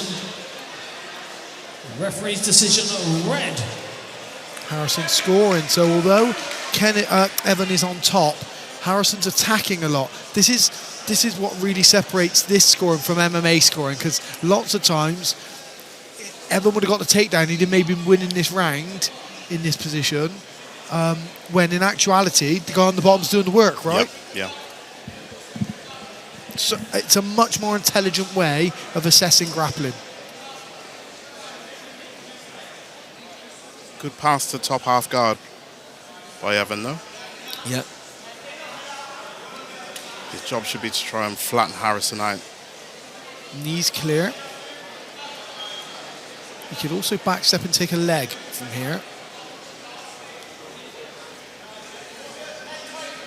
He'll probably flatten him out and move to that 3/4 mount, or get the full mount. Yeah, he was nearly free then Yeah. for it. But I tell you what, Harrison's resting up on that leg. He is. If he can come up from there, there's a dog bar position in that position as well. He can wrestle up from it. Oh, really, very good work. Evans in this mounted guillotine position as well now.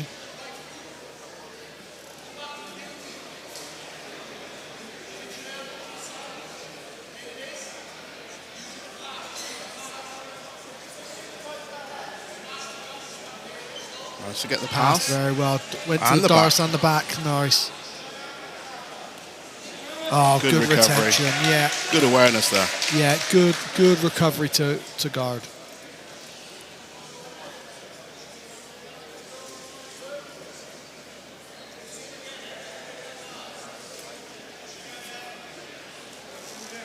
Looking to try and get that shoulder crunch again, I think. Yeah, well, Evan not active from here, is he? He's just offsetting his hips in the hope that Harrison will open his guard so he can pass.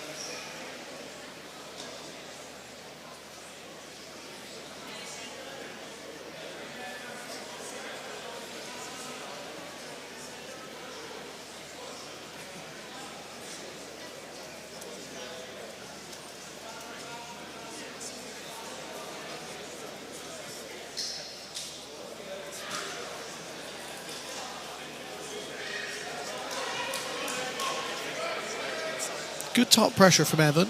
If it was an MMA fight, this would be a really good way to approach it. But Referee's decision. Referee's Nice decision, pass. blue. yeah, lovely That pass. Darce as well, looking And he's in got for the the Darce. Darce. Doesn't quite have it. Gone to that short arm.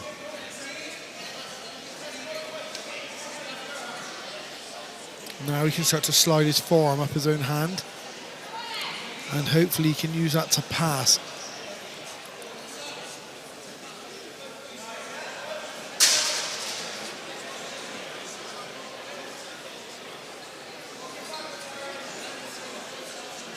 Still 2 minutes. It's a long time to work for both guys from here. There's his pass, but Harrison wrestling up, Harrison wrestles up to the top position. but he's almost to the back, you know. Evan's almost on the back from here, mate. He's got that choke is in. If he can isolate He's that got arm, he that can right finish. arm on the shoulder as well, so that's that threat there. Yeah. And he's just working that second hook in. He just needs to get his chest a bit squarer onto the back, but the arm's there. I've just noticed the Yeah, arms. he can't on the follow his back. Yeah.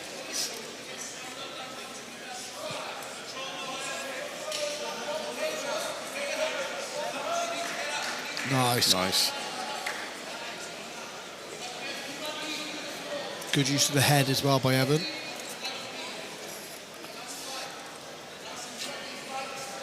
And he's still got that arm isolated.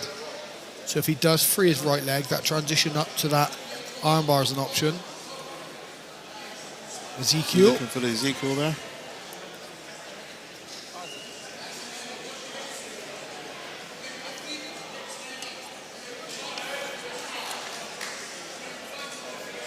Switching to the punch choke.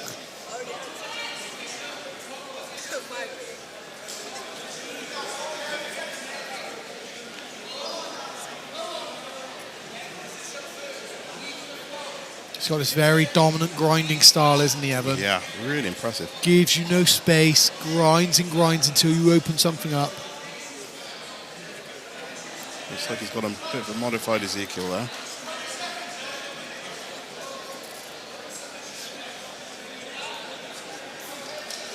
Looking to go gift wrapping into the back, is he? Gift wrap to the back.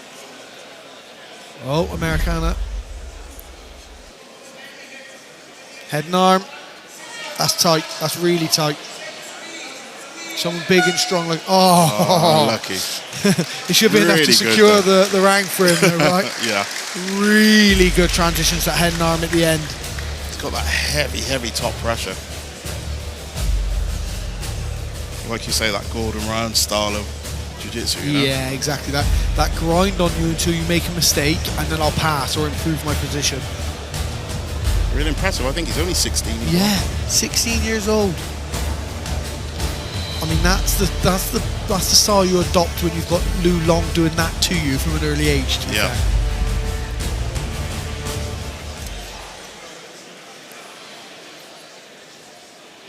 And for your winner in the blue corner, Evan Kennedy. Yeah, very, very good performance from Evan. Solid, grinding, hard performance. Okay, is it as exciting as the Roland Barambolos and footlock attempts and stuff? Well, it may be not exciting, but it's definitely equally as impressive. It's effective Especially, as well. and especially at Effective 16, right? Yeah. It is effective, you're You can tell right. he's got that sort of MMA style of jiu-jitsu, you know? Yeah. Loads of top pressure, heavy base, hard to sweep. Yeah, very, very good performance. Against a class opponent as well, right? Of course, yeah. With over 30 competition wins under his belt. Oh, mate, we're at our last fight of this early prelim card before we go to our main prelim card and then the main card. It's been awesome, isn't it? It's been a great event so far. Ladies and gentlemen, this is the 21st fight of the evening.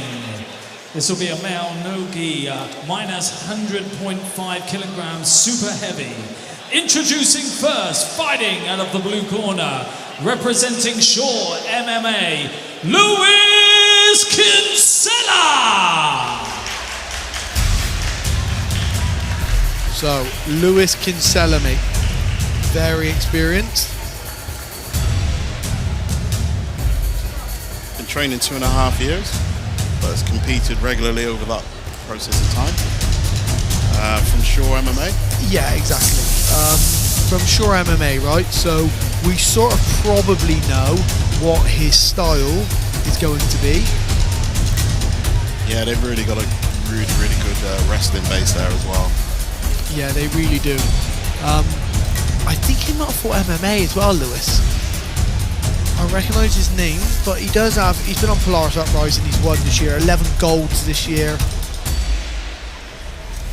Hasn't lost for over a year, apparently, mate. And introducing second, fighting out of the red corner, representing City Fresh Grappling, Cam Wood. Cam Wood.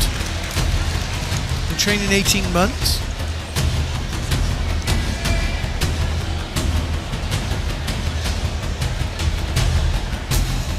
Yeah, bigger boys, mate, aren't they? Under 100 kilos.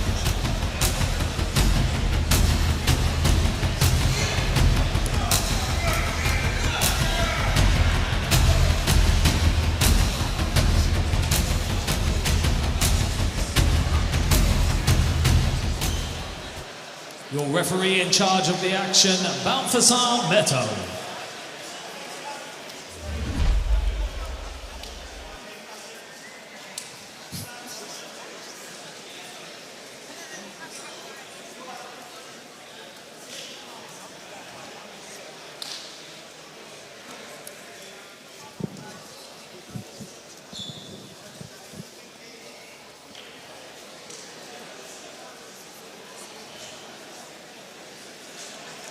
Side-on approach from Lewis, stepping in side-on. Yeah, interesting though. Yeah, I'm wondering whether he's got a hip throw that he's looking to set up, or whether he's Into the nice body lock. Lovely. Lovely.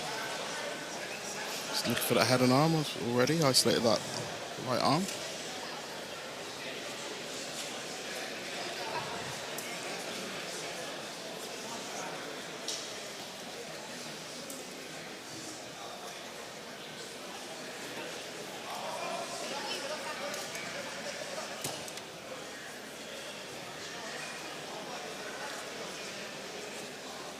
Stepping directly between that guard. Looking to knee cut pass, I imagine, as soon as he sits up.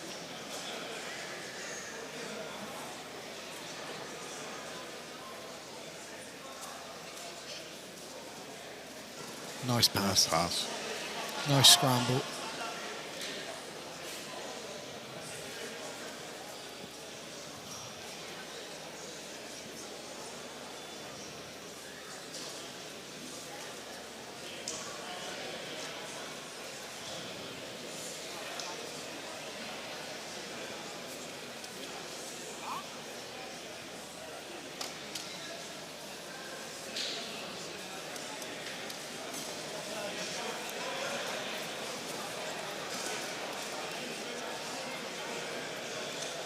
Yeah, I thought Cam should have probably tried to wrestle up from that position just a minute ago. From that position, but he decided to go to his back. With someone who's had such a heavy top game as Lewis, and maybe look to wrestle up on the outside of the leg from Turtle. Just starting to wear on that arm now as well.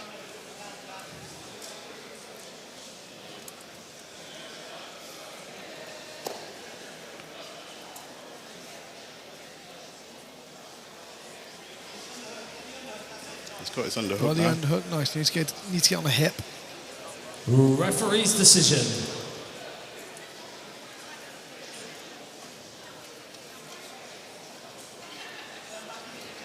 Referee's decision, blue.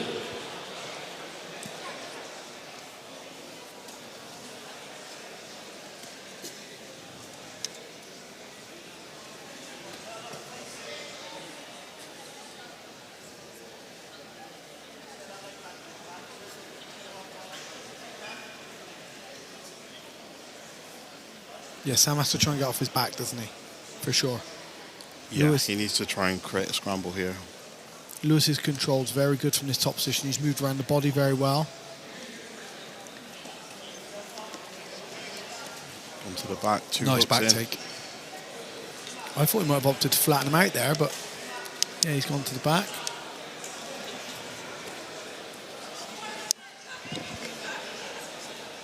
Cam needs to get his shoulders to the mat.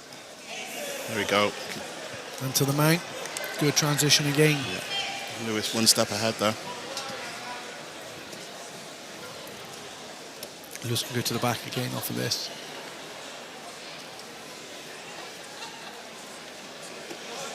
He's underhook.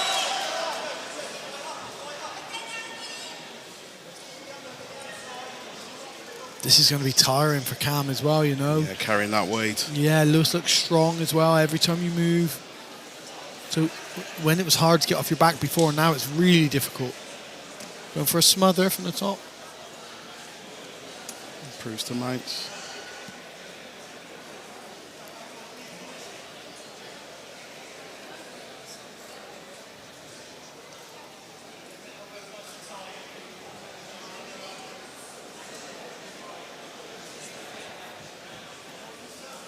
Cam needs to get active. I know there's still 3 minutes to go, but every bit of time you're spending here, you're now going to lose this second round. Transitioning lovely, the head straight and to arm, the back, head and straight arm. to the mount. The head and arm's available.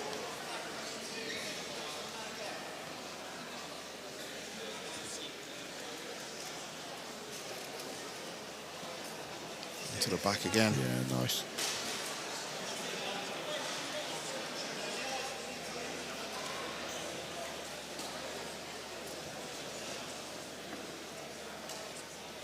Referee's decision. Referee's decision, blue. Now he's got to watch his arms. Got to watch his Attempt to extend try and those shake him arms off. while he's shaking him off.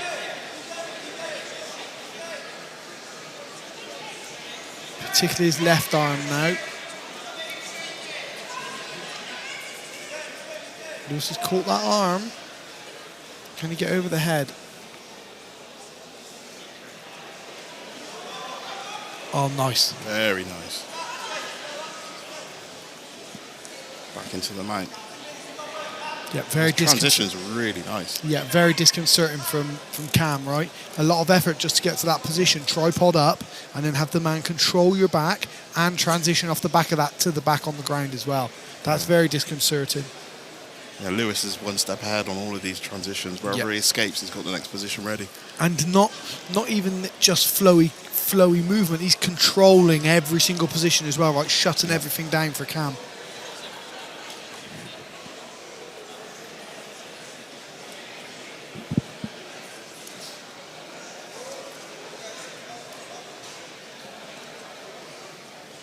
One and a half minutes then.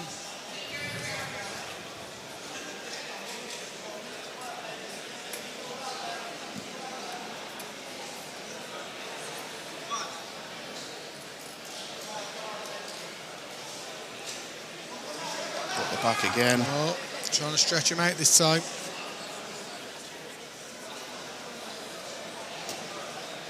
Nice.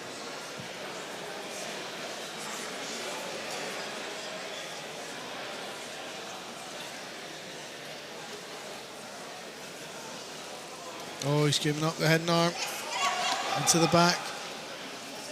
Well done. Cam's done well there. Yeah, now he needs to go. Well there. 38 seconds. Just has to go he for needs it. to go. Bit of urgency. He's going for it, but he needs to try something. He needs to shoot. Nice. Gets a single, gets a takedown.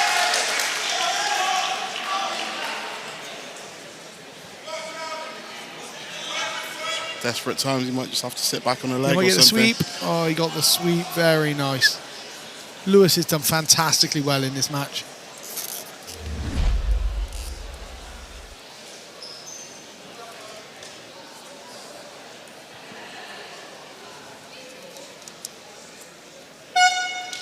Yeah, great performance from Lewis, I have to say. It looked like Cam didn't have anything to offer him, didn't it? Just because he was so dominant. He's just one step ahead yeah. every single time.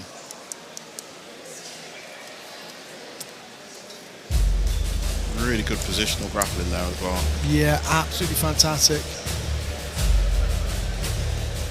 That's the first takedown, that body lock. And then it was just top game control, top game pressure, transition to the back, transition to a better position, transition to mount. This is the takedown, I think, for Cam.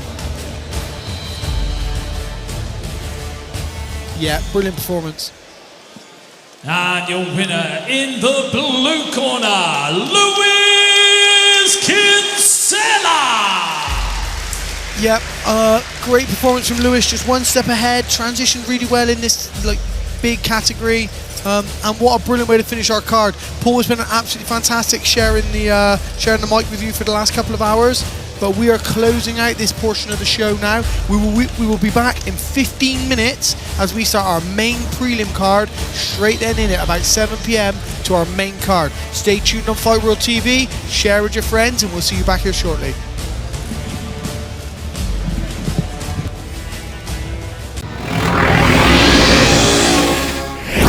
Ladies and gentlemen, this is the 22nd fight of the evening.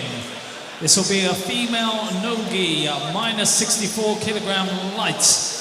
Introducing first, fighting out of the blue corner, representing Gracie Barra-Froome, Sophia Nurse.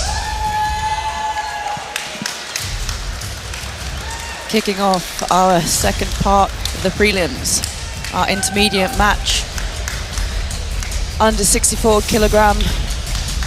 We have Sophia Nurse representing Gracie Barra-Froome.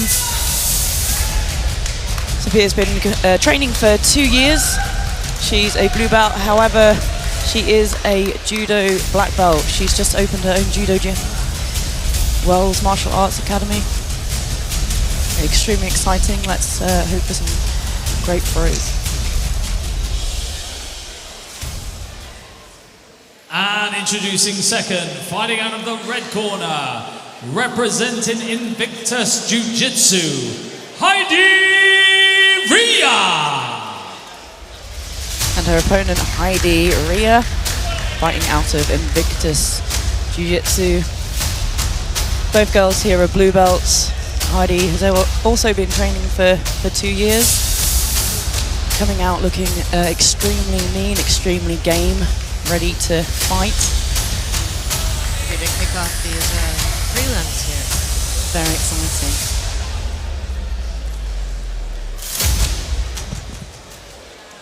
Your referee in charge of the action, Balthazar Meto. Right, we've got Sophia here in the white, Heidi in the pink. Very clever, the pulling guard from Heidi. Taking away Sophia's ability to take her down straight onto the Straight heel onto hook. the heel, yeah. But I like the underhook that Sophia's using to move past that. You can tell that heavy pressure on top. Yes, which you expect from a judo player, right? Absolutely. Heavy. Oh, straight to an Straight to Americana an finish, I Americana. think. Couldn't see it from this angle. Maybe we can have a replay.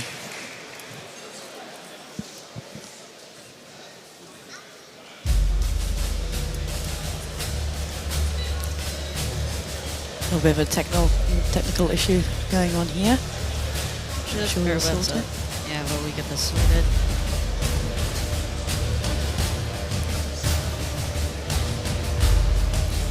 What a way to start the prelims off, though. Yeah. Submission. I mean, what was it? Like 30 seconds. I would have liked to have seen it. And your winner by submission in the blue corner, Sophia Nurse. Wow.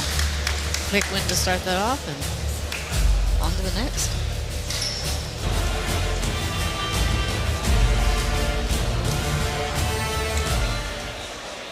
Ladies and gentlemen, this is the 23rd fight of the evening.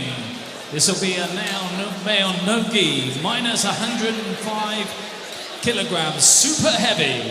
Introducing first, fighting out of the blue corner, representing Chippenham Jiu-Jitsu, Tom Jones.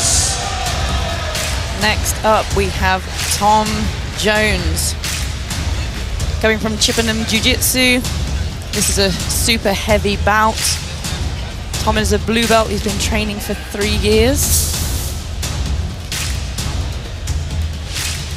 Let's see if the match lasts longer than 30 seconds. Chelsea. Oh, I'm excited to see. I don't mean mind either way. I would like to see the actual finish this time. Yeah, I would like to see it too. Yeah, if you guys can turn around, that'd be great. Yes, please, about face.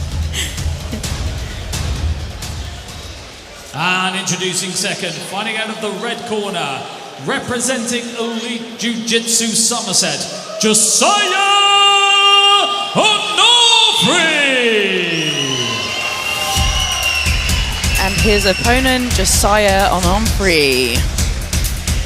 He is fighting out of Elite Jiu-Jitsu Somerset, super heavy. So this match is under 100.5 kilograms. It is the big boy division, It is Chelsea. big boy division. Hopefully we get to see some big throws. Let's keep our fingers crossed for that. Your referee in charge of the action, Mohammed Itu.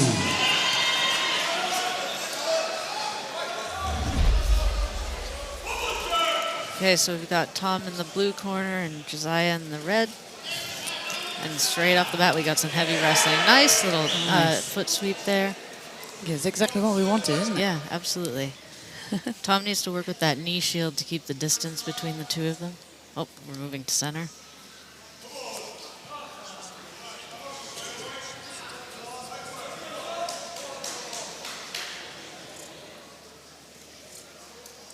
A little bit of arguing about what position we were in.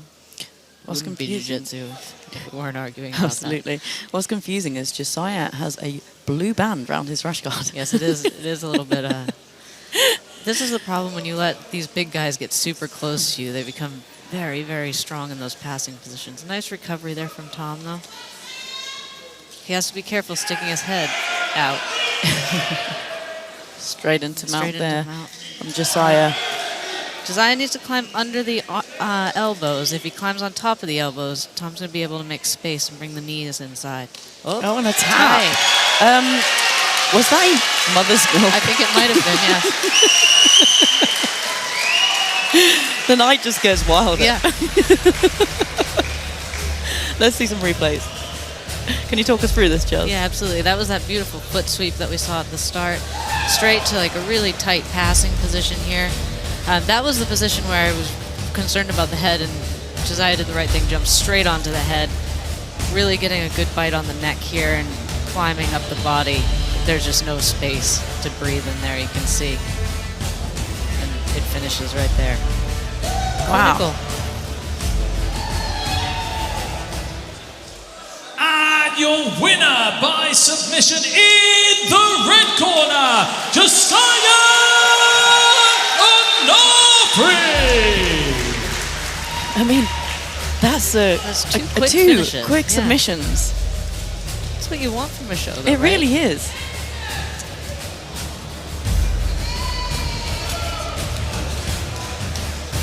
Should we have a guess how long the next match is going to last? Oh, hopefully longer than 30 seconds. I'd like to see a little bit more. At least a jiu-jitsu minute. there, Yeah. Let's say a minute. Let's say a minute. Well, these are featherweights, though, so. Oh, okay.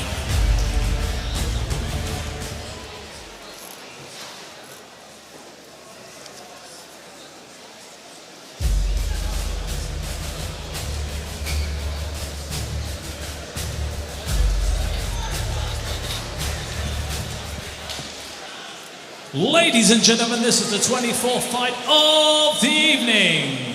This will be a male no-gi, a minus 70 kilogram feather. Introducing first, fighting out of the blue corner, representing Wiltshire Grappling, Jamie Meakin. And next we have Jamie Meakin. Back for Tanto 2 after competing on Tanto 1. He is a purple belt. He's been training for 5 years. He's from Wiltshire Grappling, so this is a featherweight bout under 70 kilograms. Probably expecting a pretty fast-paced match. What do you think, Chels? I'm hoping so, yeah. We've seen a big takedown, but I'd like to see some interesting guard play. Absolutely. Throwing us some good variety here on Tanto 2 tonight.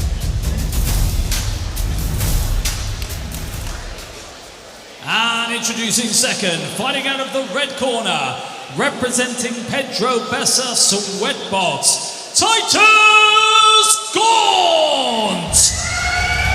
And his opponent, Titus Gaunt. Just leaning into the super villain name, I think. I'm enjoying it. Titus is from Pedro Bessa. He has been training for 7 years. He's a brown belt. Stay on your seat for this one, Chels. Are you ready? He can hold his breath for 2 minutes underwater. Certainly going to make choking him difficult. It is. It is. Jamie, better get on those arm locks. And not on the Your neck. referee in charge of the action, Mohamed Itu.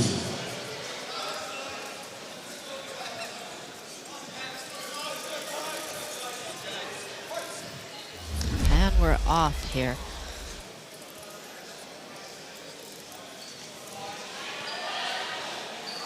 I'm interested to see if anybody decides to pull guard.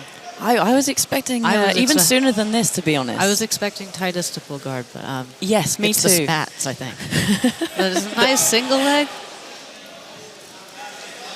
Is it my prejudice against people wearing spats that I think they're going to pull guard? I was actually going to say the rash guard, to be honest, Chels.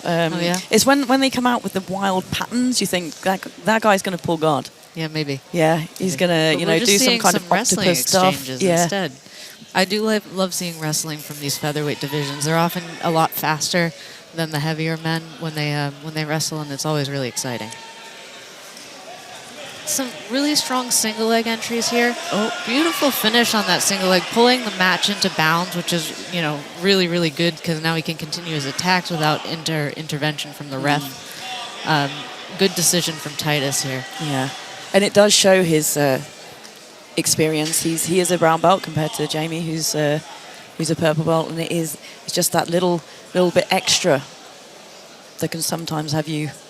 It could make a huge difference to your rhythm. Absolutely, yeah. In the match. Nice wrestle up here. If Jamie can keep attached to that leg. And again, Titus moves the match into the center, which is a really good strategy, honestly, to keep the pace of the match going.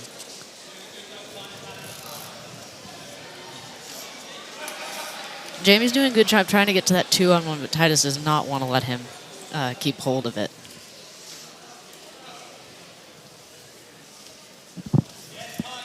Another really nice guillotine here from Jamie. It was a nice entry on that sweep outside single. Onto the leg there from Titus. Titus might not quite have a bite on the ankle.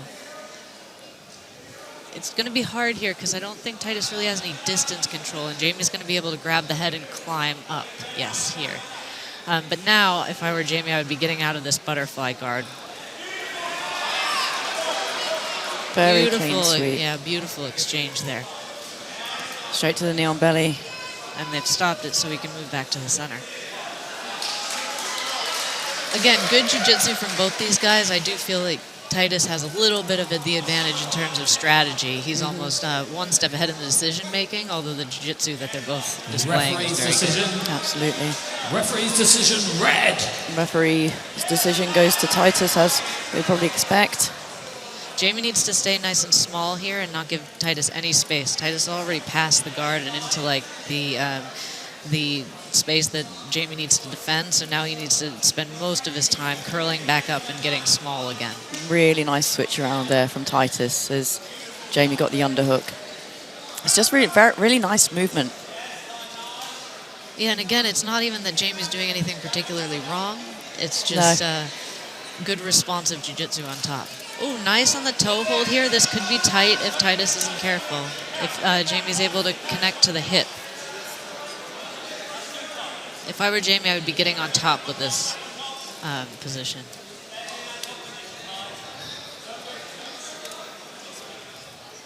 On his foot again here is Titus. I don't think it's tight, but you can never tell. Especially these days, I feel like people do footlocks slightly differently, right? Yeah, I mean, I would probably have been crying. Now the knee bar's there. Jamie needs to be careful in this position. That's, yeah. On the tap. That was a wild sequence of submission from the pair of them. And another submission finish here from the show. Like, how exciting. Yeah, great, honestly, great series from both of them. Titus just a little bit more experienced, I think, in some of those positions. Really beautiful jiu-jitsu from both guys. Here we see these leg attack exchanges. That toe hold was a very, very nice toe hold attempt there. And here the hips just got too high on the leg, and once that happens, the knee bar is almost inevitable. And it was just too tight at that point, I think, to stop it. Ladies and gentlemen, your winner by way of submission in the red corner, Titus Gaunt!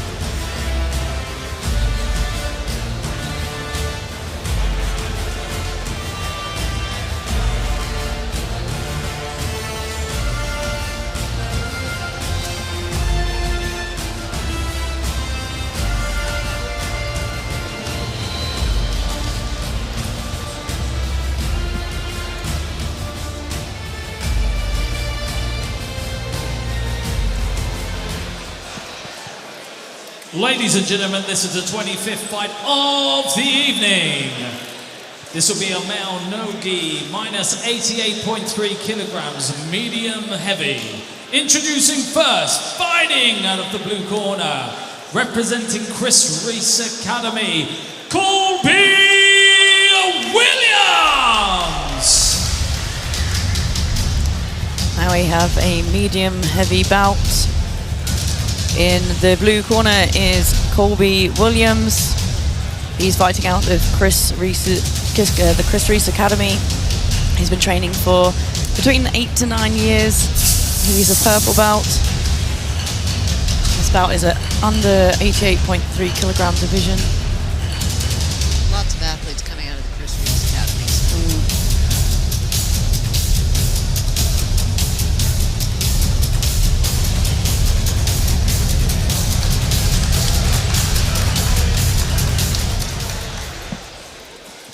And introducing second, fighting out of the red corner, representing Roger Gracie Bristol, Louis Fleury. And in the red corner we have Louis Fleury. He's been training for 7 years. He's a brown belt. Training out of Roger Gracie Bristol. His achievements, he's a ADCC UK Pro bronze medalist. I think we may have seen him at the first Tanto as well.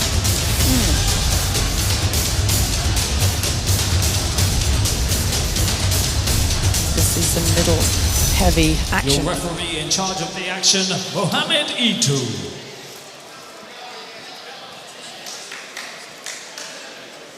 What do you think about the likelihood of the submission on this one, Vanessa?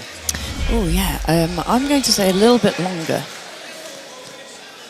I'll say 2 minutes. Okay, let's see. Oh, nice little arm drag there. Yeah, beautiful. At the beginning in these wrestling exchanges, people are often feeling each other out rather than necessarily trying to immediately shoot in and get a hold of those exchanges. Yeah, although I sometimes think those kind of arm drags, you can just kind of go for them. So There's a nice pickup on the single leg. Trying to run the pipe, but good balance from Louis. sort of sprawl out there from Colby avoiding the single leg.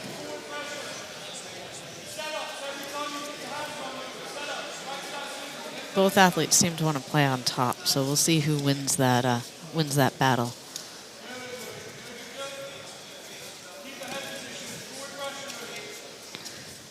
Goodness, there's lots of attempt to get a good head position, and I'd say they're semi-headbutting each other in the face. Yeah, I think that Louis needs to bend his knees a little bit more and get a little bit lower. He's bending his back, which is going to make it hard for him to get in on the legs at all. Colby's a little bit shorter, so he's able to get under the guard and kind of pick up a leg here and there.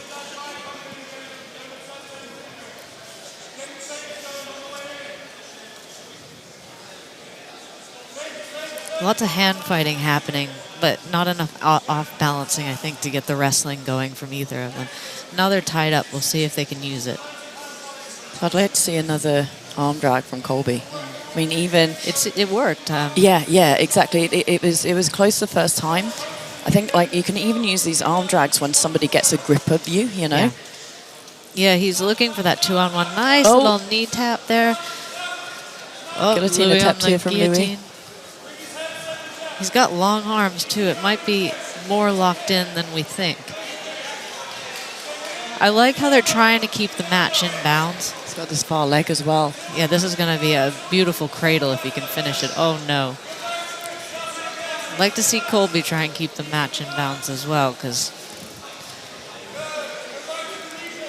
this is an interesting position that I'd like to see. Nice finish there. Yeah. Referee's decision. He's actually got it tied up in the opposite direction. Red. Bring the match back to center. I think that's a good call from the referee. Yeah. Keep the athletes safe. There we go. There's that arm. He's just missing the catch of the leg. I think it's almost too powerful. His opponent's just slipping by Oh, him. beautiful. Yeah, there we go. That was a good change of strategy there from Colby. Definitely. Stepping out there Nice straight heavy to pressure there. And we do get an omoplata there. We were just talking about nogi omoplatas. out to the back, maybe. Nice recovery of the top position here. Can't leave your heel behind, though.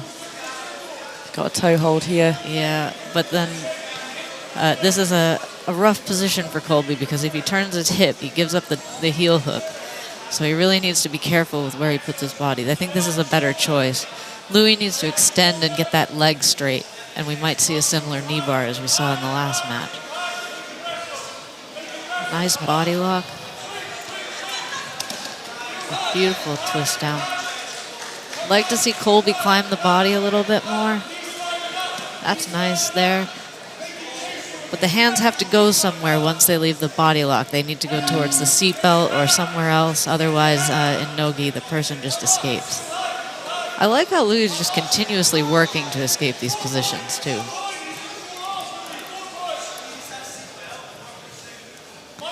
Colby's a little high. He's falling off the top here. This is what it's like trying to take your back, Tessa.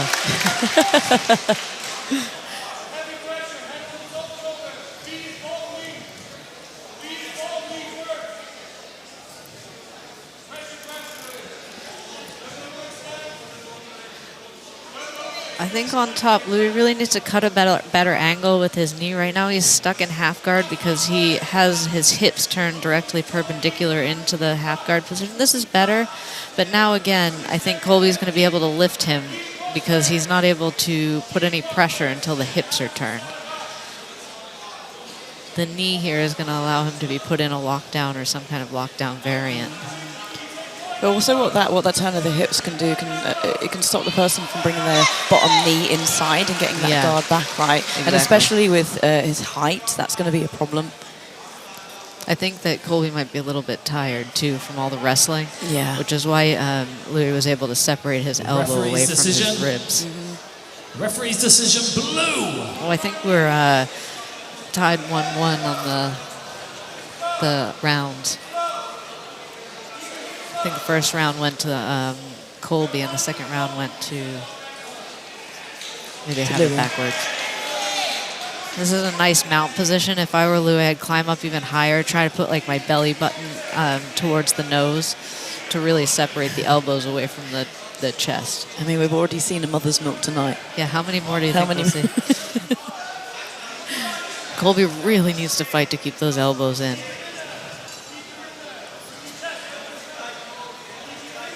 So here, actually, I would be trying to use my feet to get my head up higher, right? If I agree, yeah. Yeah, if I was Colby.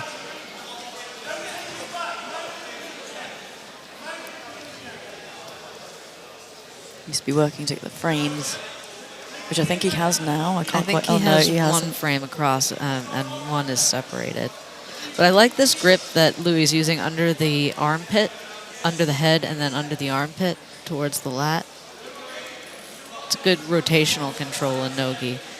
If Louis wants, every time Colby stretches his arm out, he has the option for a mounted triangle as well. But I think we might see another attempt at a mother's milk here. Honestly, these kids.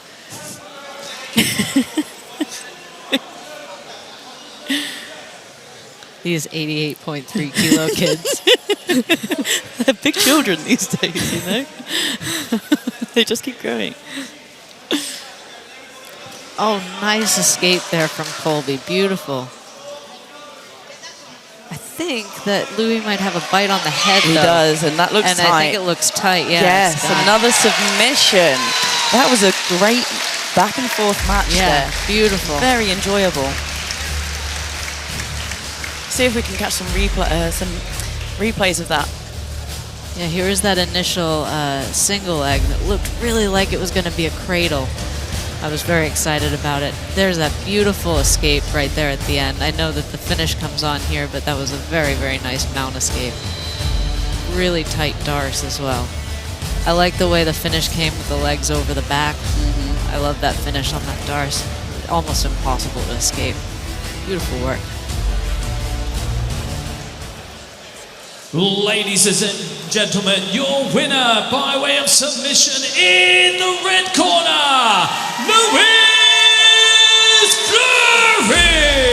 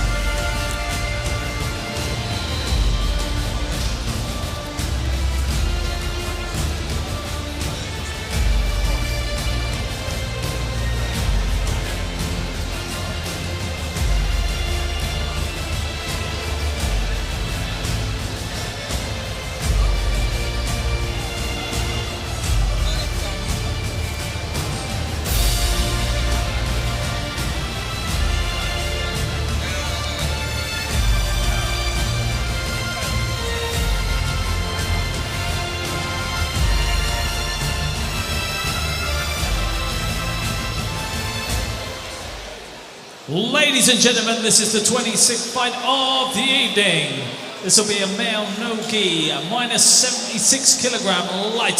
Introducing first, fighting out of the blue corner, representing SPG, Eddie Trott!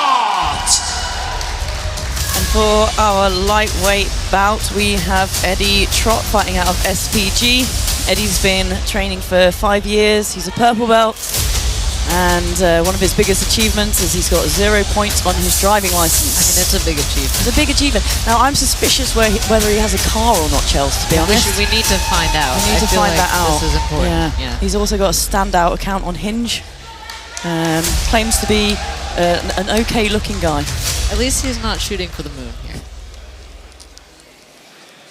And introducing second, fighting out of the red corner, representing Rob Taylor Jiu-Jitsu, Oliver Parry! And his opponent, Oliver Parry, he's fighting out of Rob Taylor Jiu-Jitsu. He's been training for 7 years. He's a purple belt. I don't know what his Hinge account is like. I don't know what his driving license is like. He did not share that information with us. He didn't share that information with us, no.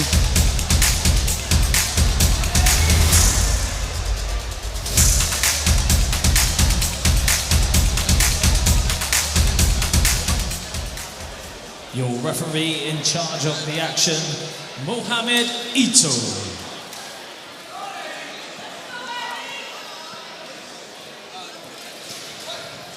And off we go. Oh my Straight goodness, straight to into an an Arby roll. High-paced passing from these two.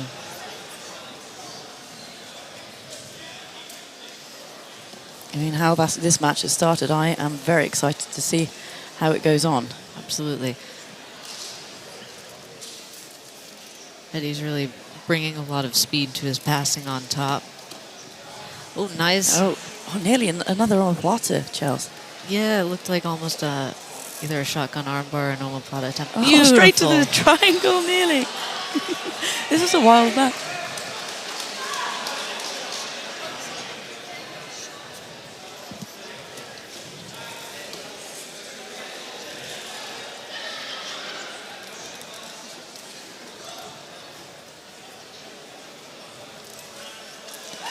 Attempting cartwheel pass. I'm going to say it, these guys have come to put on a show, haven't they? Yeah, absolutely. That was very nice takedown there from Oliver. I'd like to see some more intention with the passing because you can't bounce around forever. But now it looks like Eddie is more intent on kind of entangling the legs. Oliver needs to step over the leg with the ankle brace on so that he can start to pass. There we go. Yeah, Eddie kind of gave that an attempt of a rolling Kimura there. Yeah, looking at entangling the legs from the bottom. Both athletes really willing to play on top and on bottom, which is nice to see. Sometimes athletes get laser focused on one or the other, and it's good to see these guys willing to kind of jockey for position, whether it's top or bottom.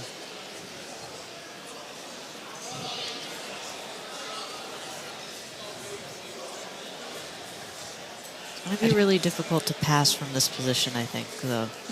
Yeah, I mean, Eddie's going for like a body lock style pass.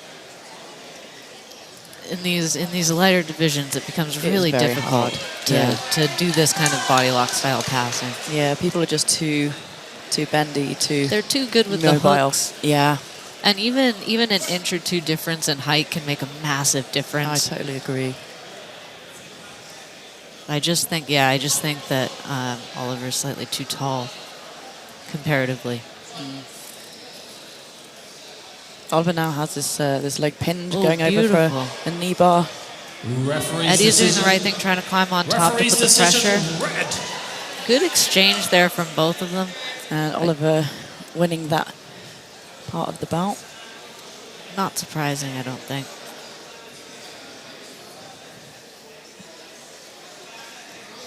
Now jockeying to go towards the to go towards the crab right here. Some little leg weaves there from Oliver trying to come into a knee slide. Not enough commitment to the knee slide, I don't think. Needs more violence.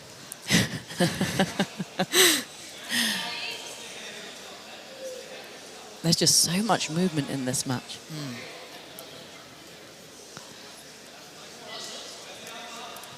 Oh, that was a much better attempt on the Kimura. Still didn't quite make it, but much closer that time. Eddie's got to be careful leading his head out there like that. I can't really tell. It looks almost like, trying to grab that leg again.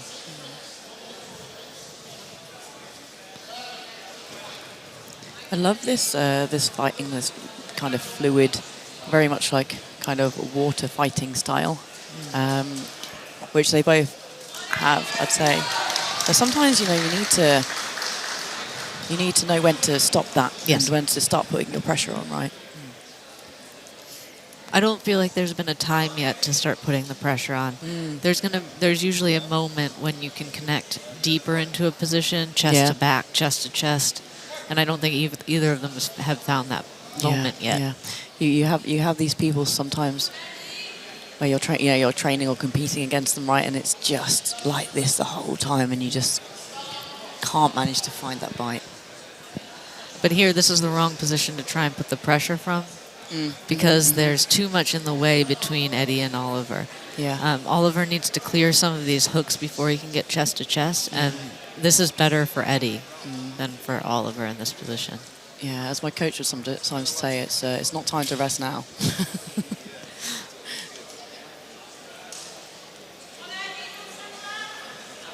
I think Eddie needs to start re-engaging those legs a little bit here. Starting to go back onto the legs. Oliver's starting to slow down. Now's the time to start trying to get some attacks working. Referee's decision. Referee's decision, red. And the second part of the bout has gone to Oliver again. So Oliver's now winning by 2. Yeah, Eddie really needs to find a submission to win this match now. That is one of my biggest pet peeves in all of jiu-jitsu. What's that? When you sit back off the ankle. Oh, yes.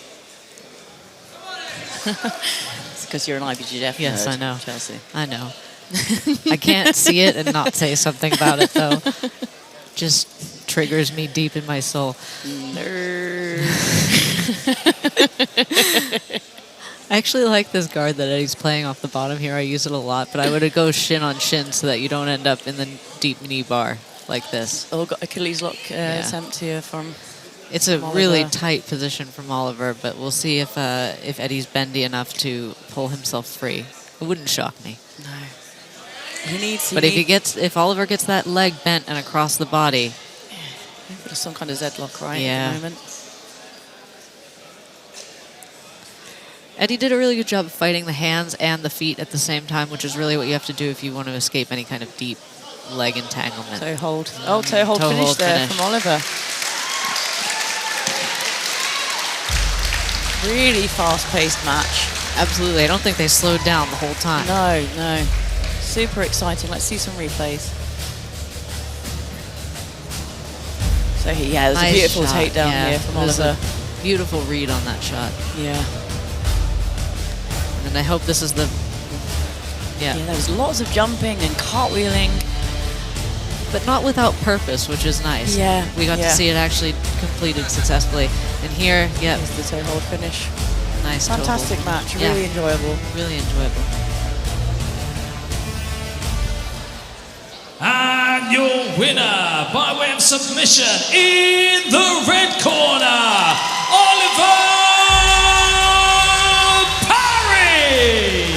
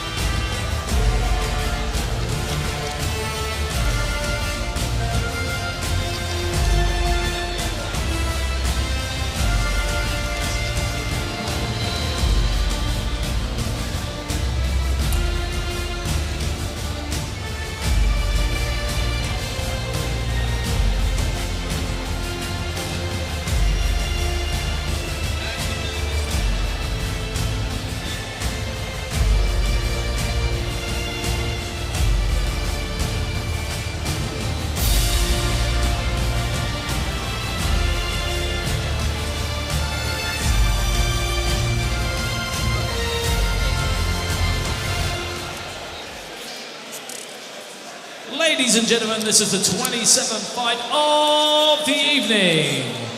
This will be a male no-gi, minus 88.3 kilograms, medium heavy. Introducing first, fighting out of the blue corner, representing Chris Reese Academy, Blaine Lewis. And another medium heavy bout here. In the blue corner we have Blaine Lewis fighting out of Chris Reese Academy. He's been training for 6 years. He's a purple belt and he is a black belt in judo. This is going to be an exciting match. The crowd is very big fans of his grappling shorts. Everybody's whistling for those grappling shorts. Yeah, Blaine is a AJP medalist, British champ, a Welsh champ. So experienced in the competition circuit. Expect to see some exciting displays of jiu-jitsu and judo. And introducing second, fighting out of the red corner, representing Alento Bristol Dojo, Miles Nelson. In the red corner, Miles Nelson fighting out of Alento Bristol Dojo. Miles has been training for 4 years. He is also a purple belt and a judo brown belt. So we have a couple of judo fighters here, so we can expect to see some juicy stand-up, I imagine. I wonder if they're both going to pull guard and just to prove us wrong. That would be funny. That would be funny. Your referee in charge of the action, Marcelo Copa.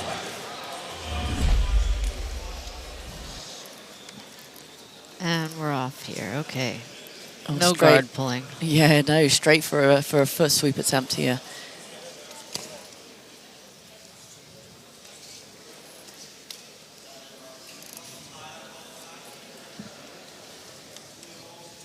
How long until we see a big throw, Chelsea? It's going to be difficult. I mean, it really depends on the level of judo I think that both of them have. It's true. Could turn into a stalemate. Oh, yes. Beautiful trip. Nice trip. Maybe coming on to the back here, I would like to see. Yeah. Nice low Yeah, positioning. beautiful. Yeah. Sliding that foot in straight to the hook, straight to back control. Got to stay tight with the chin over the shoulder, chest to back here. Otherwise, in nogi, it's so easy to lose the back control. They seem to be having a giggle with I was each going other. to say, yeah, he seems to be having a great time. Nice back take attempt here. I still think the head is too far up from Miles. He Yeah. needs to really drop the chin onto the shoulder and pull his hands up towards his chin to solidify this position. Yeah, I agree with you there, Chelsea. It's like you say, it's especially important in the gi. I mean, I'd follow the same principles in the gi, but you can kind of get away with it a little bit more because you've got the lapels, right? And you can start getting chokes and things like that. But in Well, no it's gi, very unforgiving, isn't it? Yeah, yeah. But still head up way too high. I think all that Blaine needs to do is kind of bump Miles off of him here. Yeah, I'd like to see Miles take him over to the opposite side there, so he's got a strong hook. I think, honestly, he could even come to mount and be in a better position than where he is here. Chin's in a better position now on the shoulder, Yeah. which is where we want to see it, but he's lost the seat belt. Could grab a Kimura grip or a gift wrap here. Yeah.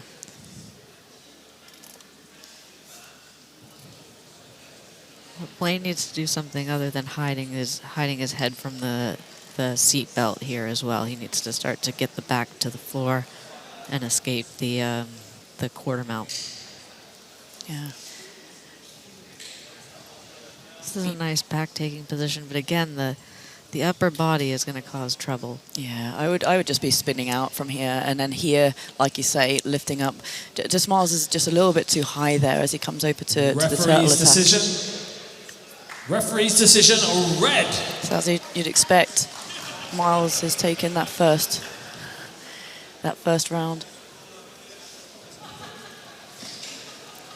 Just constantly on the back here, and he's got a better head position here, but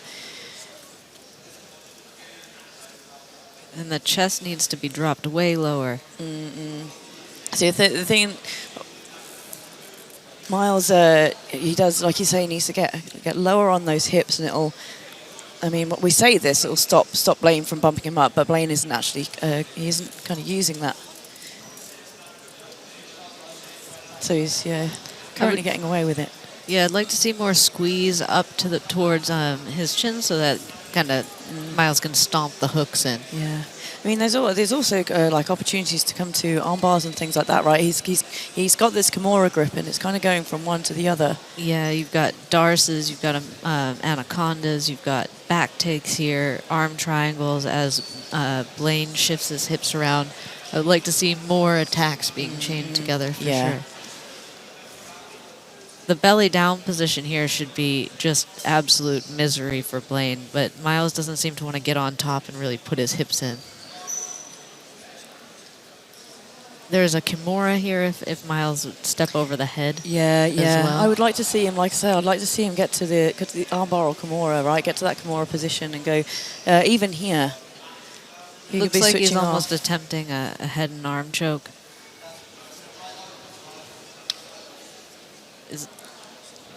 Yeah, I think that's why Blaine is grabbing onto his leg just to create that little bit of space. But again, I feel like he's defending the attacks This is well, the but then perfect not moving position. with it. Yeah. There we go. Here we go. Here's what we wanted to see. Let's see if he can break that grip. He needs to Miles needs to pinch his knees together to keep control of the shoulder as he, I would be grabbing hold of the hand to threaten the wrist lock to pull this open. Blaine has left his hand completely exposed. Yeah. As we say, coming straight towards the lever, and also what Blaine didn't have control. Miles didn't have control of the elbow either, which allowed Blaine to There's smash too his much elbow to looseness the floor. in Right. position. For Yeah. sure. But here, I think Miles just needs more squeeze. There just needs to be more pressure, more squeeze in this position, more stomping the hooks through. Red.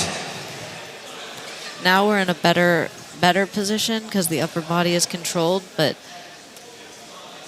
I really wish Miles would bring some more aggression into these attacks. Yeah, so both parts of the bout. So this has been won by Miles. So we've got we've got 2 minutes 15 left to see if Blaine can manage to escape and bring anything back. I think that was a good choice from Blaine. It was just a little bit too long sitting in the armbar from Miles. He really had to. He looked like he was. He attempted a roll escape there. I'd like to see him do that again, but I feel like he didn't believe in it, and it was just a little bit too slow. And Miles managed to come back round and fight that. This is the position where I would like to see Miles just put his hips in and force Blaine belly down onto the floor. Yeah. I mean, even coming back to mount yeah, here. Blaine here, he needs to be careful of in coming to mount. He needs to have his arms straight down to those legs. Start getting his a guard back. I think we're moving back to center now.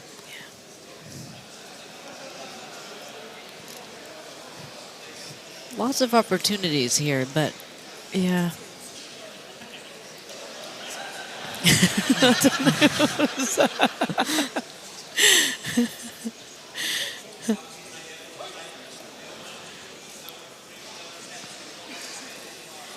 Okay, now we have some frames. This is a good start here for Blaine to begin escaping this position. Need to turn a little bit more to the side.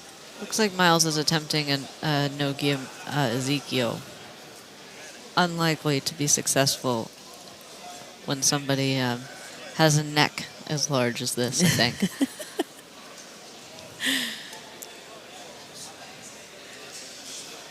You can't skip leg day. You can't skip neck day in jiu-jitsu. Absolutely not.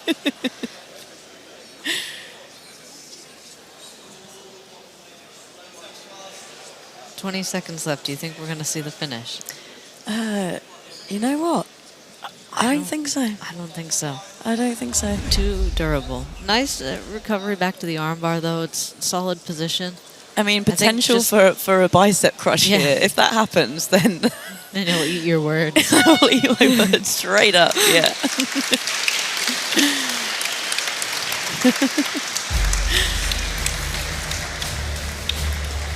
Let's see some replays.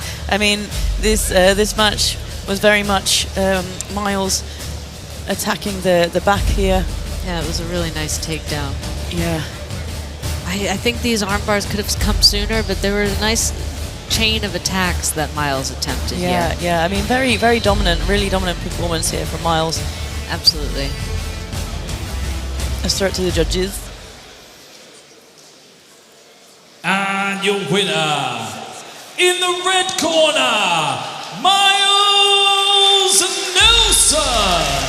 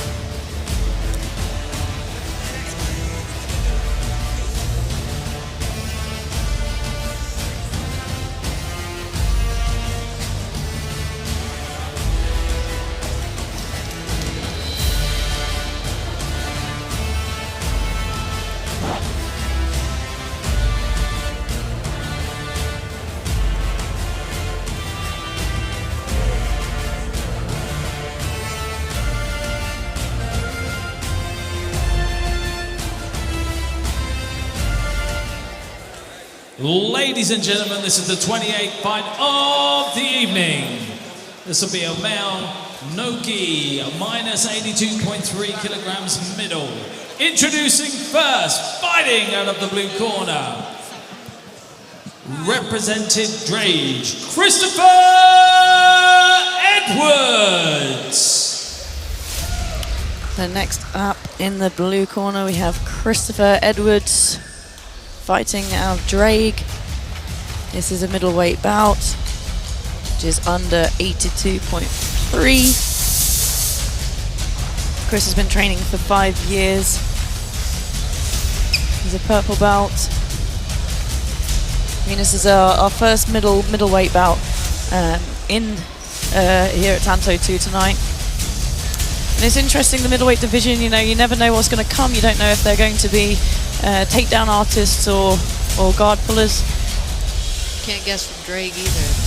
Yeah, generally good at everything. Yeah, so we produce all kinds of athletes. So we'll see. Exactly. Yeah, I think it's going to be interesting. And introducing second, fighting out of the red corner, representing Roger Gracie Bristol, Callum Birkinshaw. And his opponent, Callum Birkinshaw, fighting out of Roger Gracie Bristol. Callum's been training for 3 years. He is a blue belt. Some of his achievements: he's won the ADCC Intermediate Division, the English Open.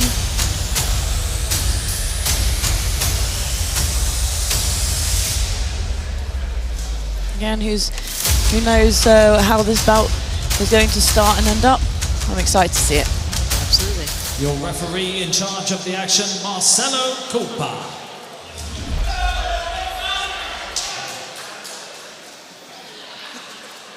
We've got Callum in the red corner, in the blue rash guard.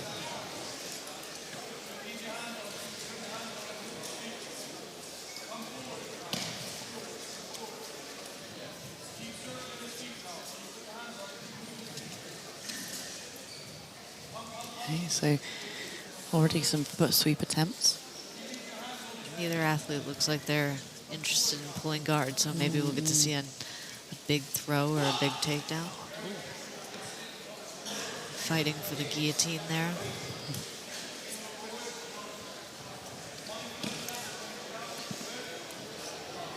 It looks like Callum might have no bite on the neck.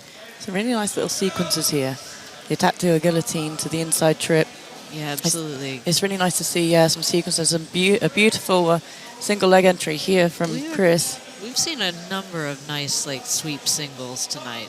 Been very pleased with a bunch of those sweep singles. It's interesting, Callum seems to want to get on top of Chris's head for that guillotine.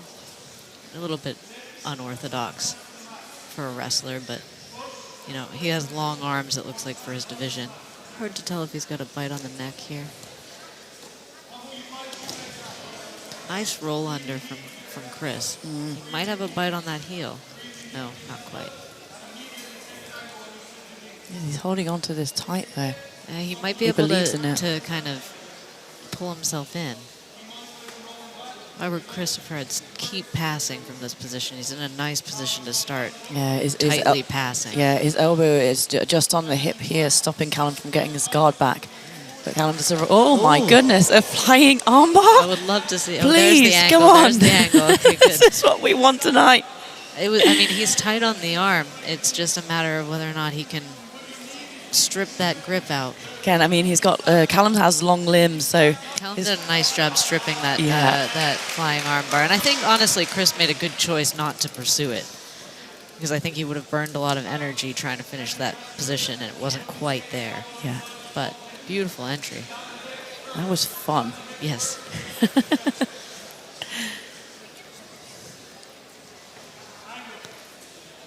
Chris needs to be careful popping his head up, because we know that Callum likes guillotines.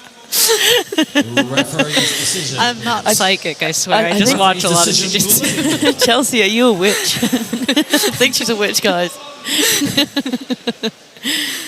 So that decision went to Chris. Chris has won the first round. I like how Callum is not messing around with trying to do anything but choke the face off here.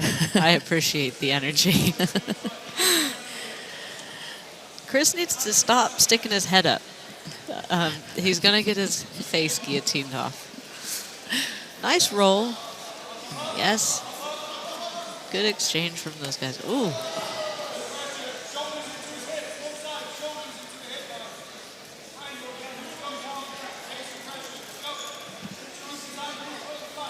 I think one of the most interesting things as jiu-jitsu kind of grows is that these blue and purple belts are doing more advanced techniques, but they pause differently than the more advanced athletes. Like they pause in different places, which provides different opportunities for attacks. Dart attempt here. Yeah. I think this might, no. Nice escape from Chris there. Good reaction. Straight to the back. Beautiful, beautiful. He's got his hooks And in. it's tight. It's a tight position. We'll see if Callum can escape it. Fighting for the short choke He's here. got kind of a bite on the neck, even though it's not on yet. No, he's doing a great change of like constantly changing the hands in to fight the choke. I would get up towards mount here in this position, I think. That was a really nice escape there from Callum. Really good forward movement from Callum there, too. Straight to... How the tables have turned. Straight to that guillotine again. And this is the exact same sequence. Wild. Let's see if Callum makes a different choice and gets up. Oh.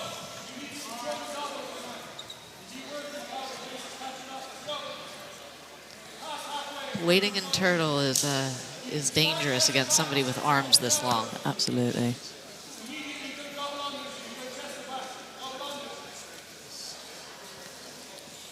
Like he's got a Kimura coming up to the... Oh, I thought he's going to come up to the back, but he's using it to get an armbar. Yeah, I don't think the position's super tight, unfortunately. It was a nice combination, but I think that if Chris pushes in here, he's going to, pull free. Nice combination to the foot. Since there's no points, technically they cannot be scolded for sitting back on foot loss. Referee's decision, Although please. I have a Referee's moral decision. problem with it significantly.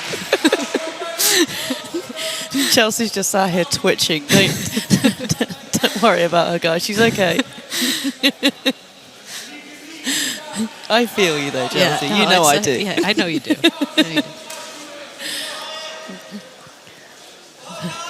Good defense on the toe hold, but he hasn't. Chris needs to make sure he doesn't get his knee caught up on the inside. Rolling out of bounds, potentially into our Very expensive very camera. expensive camera. Can't really see what grip is going on here, but it seems like maybe a toe hold. He has a toe hold, yeah. I think he's just lost just it. the toes. Yeah, okay, I see. This is a dangerous position for both of them, honestly. I think neither of them really want to be there. I think Chris can, nice wrestling here from Chris, and he's bringing it back into the center. Got to be careful of the guillotine, especially as you get more, and the Darce as he gets more tired. But I think, no, the angle's no good still.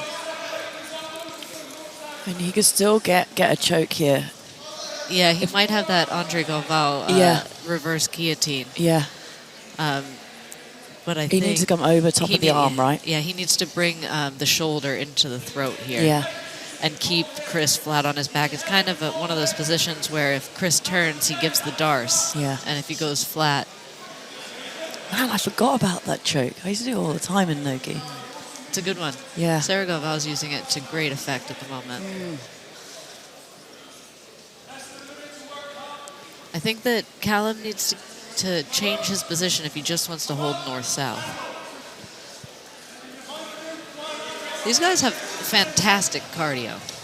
They have been moving at quite a pace. Yeah. I mean, neither of them look tired. No. And this is what, a middleweight division, right? Yeah. It's fantastic seeing these guys move around this much and do so much jiu-jitsu. If I were Callum, I would be diving on that. That was a good... Will they run one round each? I was too busy watching them. I was too. I was feeling really excited. get a little bit too high on the back. If Chris gets into a downward dog, he can kind of shake Callum off here. Beautiful match from those two. Yeah, what a great match. Very back and forth. Let's Absolutely. see some of those replays. Yeah. Yeah, some. That Oh, was the a- flying The armbar. flying armbar. It was a great entry. Yeah. Not quite there on the finish, but really, really nice. Really great. And then Beautiful yeah. tight back take there too. I really thought that might finish there. And then the reversal immediately. Yeah.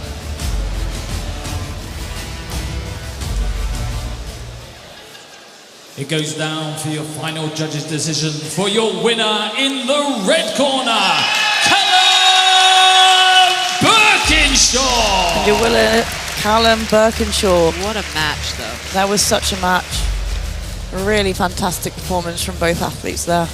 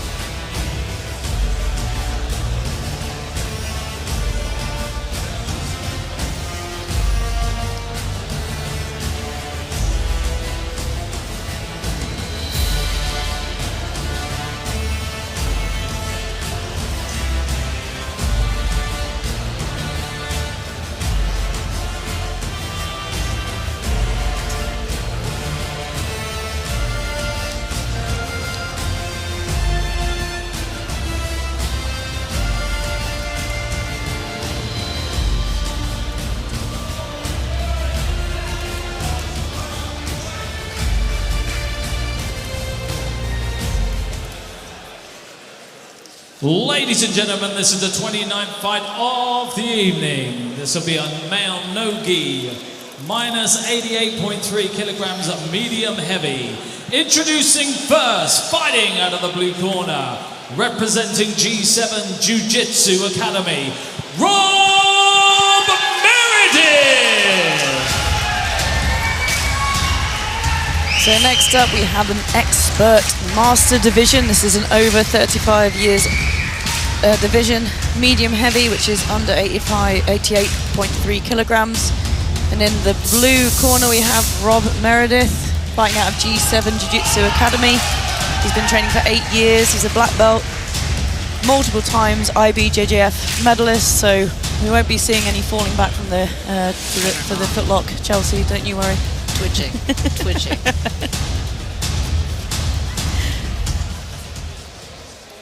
And introducing second, fighting out of the red corner, representing Dragons Academy, Stephen Aberley!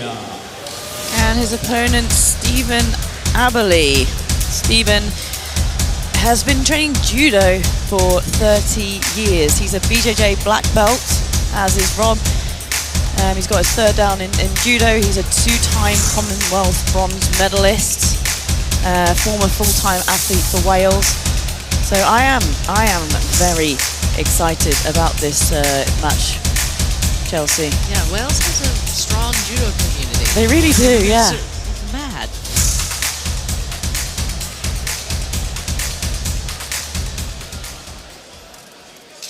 Your referee in charge of the action, Marcella Cooper. I feel as if we might know how this match will start, but we will see. We'll find out. Stephen, very tall, Yeah. comparatively.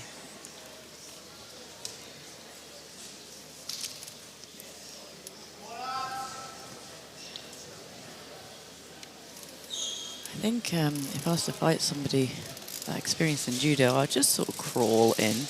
Yeah, you would not be able to time the time between high-fiving and my butt hitting the floor. Be instantaneous. Yeah. I mean, it's what I do against jiu-jitsu players, let alone judo players.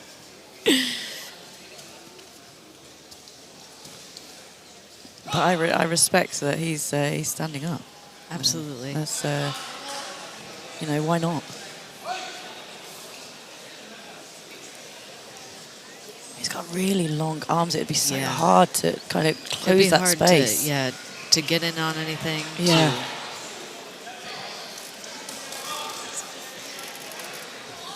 Often when these judo guys get a hold of you too, it's like a tractor beam. Uh-huh. And they just get a hold of something, then all of a sudden they're hip to hip with you, and you have no idea how it happened. Yeah, yeah. I mean, I've trained with some judo players who have literally made me feel like they've just put me in a washing machine and then like trip me up, you know.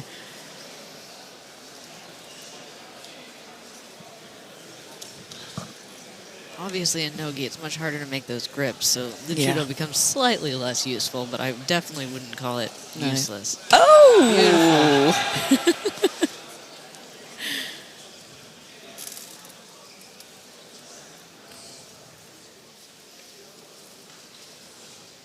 I would have liked to see... Is that the Japanese name for that one? I would have liked to see some stabilization on top there, for sure. Yeah, yeah. That is another thing that judo players sometimes fall into, where they let their opponent up way too easy. Yeah, yeah. Well, the thing is, sometimes it's muscle memory, isn't it? Yeah, absolutely. Yeah. Been doing it for so long.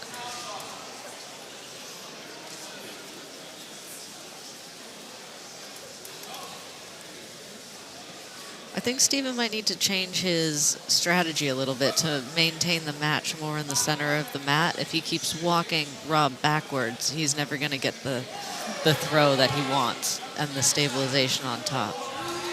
And Rob deciding to stay down in the guard. I think that was a good choice. But now Steven needs to engage on top. That's now his role.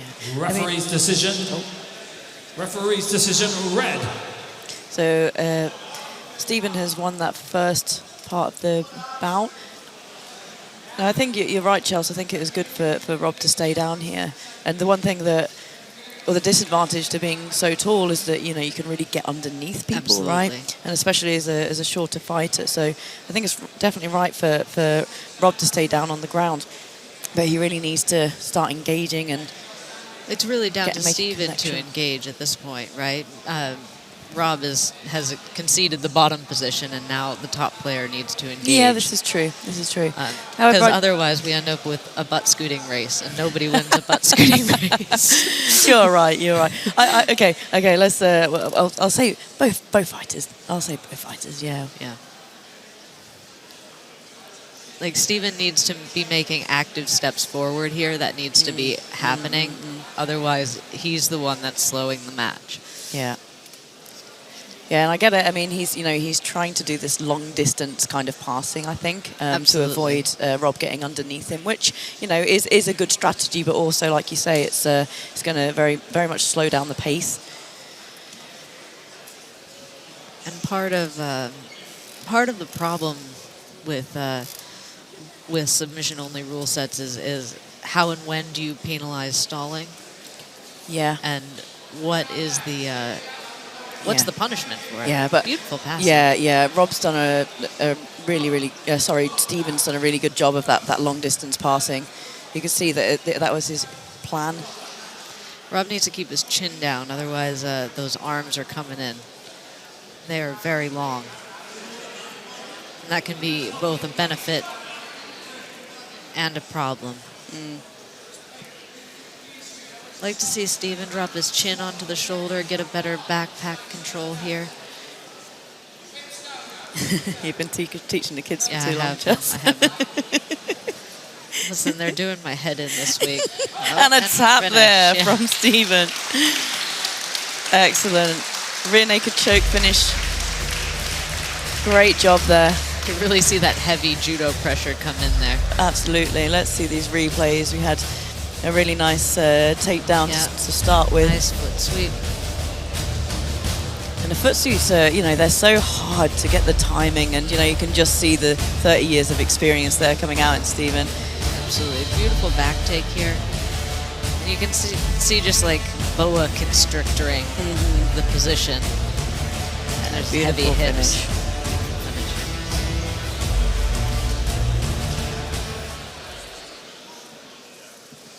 Ladies and gentlemen, with the stoppage by way of rear naked choke for your winner in the red corner, Stephen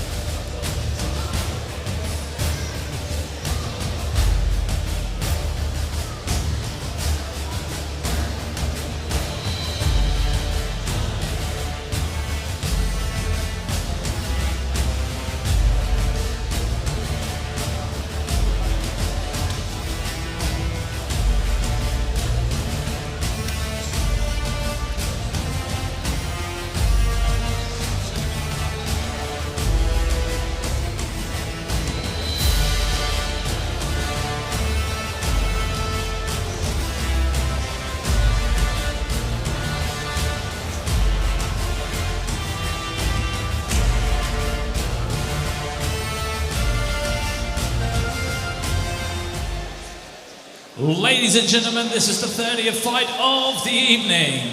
This will be a male no-gi, plus 100.5 kilograms, ultra heavy. Introducing first, fighting out of the blue corner, representing City Fresh Grappling, Dina! And for an ultra heavy match, we have Doug Dinnan in the blue corner, fighting out of City Fresh Grappling. Doug has been training for 7 years. He's a brown belt. I don't know what this is, Chelsea, but Doug states that he can get through 2 Lost Marys in a night.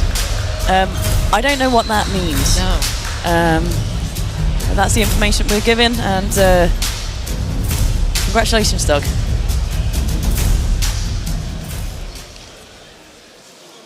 And introducing second, fighting out of the red corner, representing RR Brazilian Jiu-Jitsu, Marcus Jones!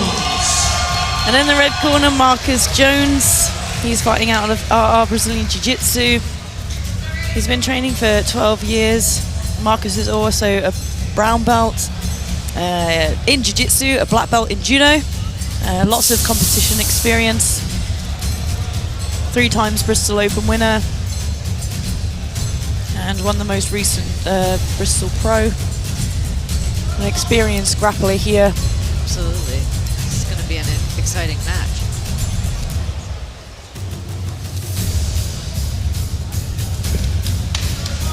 Your referee in charge of the action, Balthazar Meto. And we're off. I feel like we'll see some heavy collar ties, I'm not sure. I don't think we've had a match where we haven't seen heavy collar ties yet, so I think that's just, oh, nice Right double for the double unders. That's a very That was nice a takedown. Very clean takedown. And it looks like he's going for a wrist lock. He's going for my wrist lock. I'm so happy. Straight for an Americana. Yeah, it looks like the Wow, back. absolutely no messing about here from Doug. I think he might finish this Americana.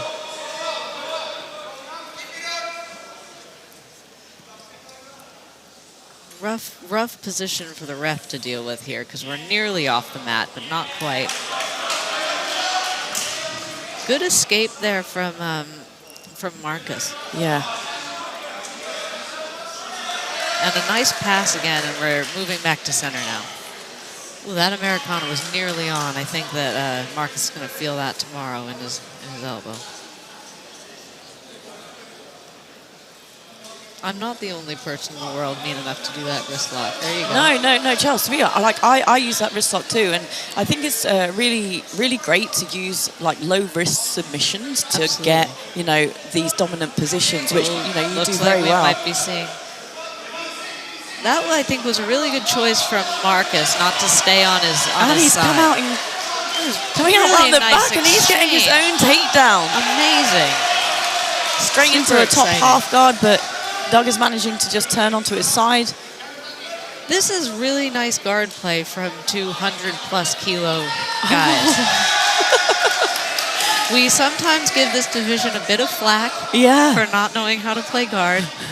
And I've seen some solid guard play. Is half this Nelson a there. half Nelson? Yeah, nice. And we're back to that Americana position.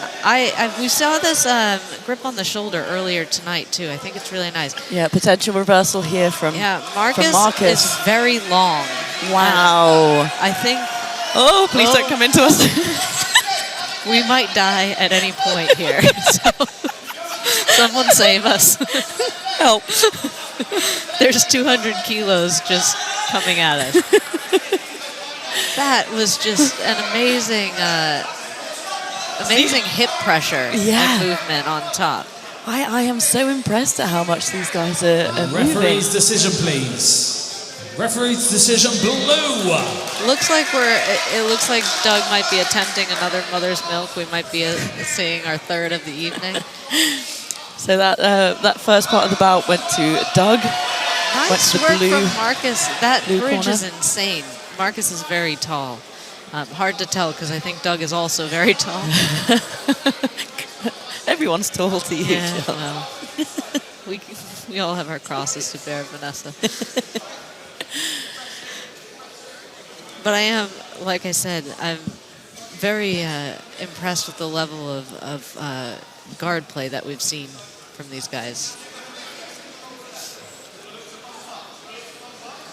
In this plus 100 kilo division, you can often get athletes that just want to be on top, but seeing athletes willing to play off the bottom and do a triangle. I mean,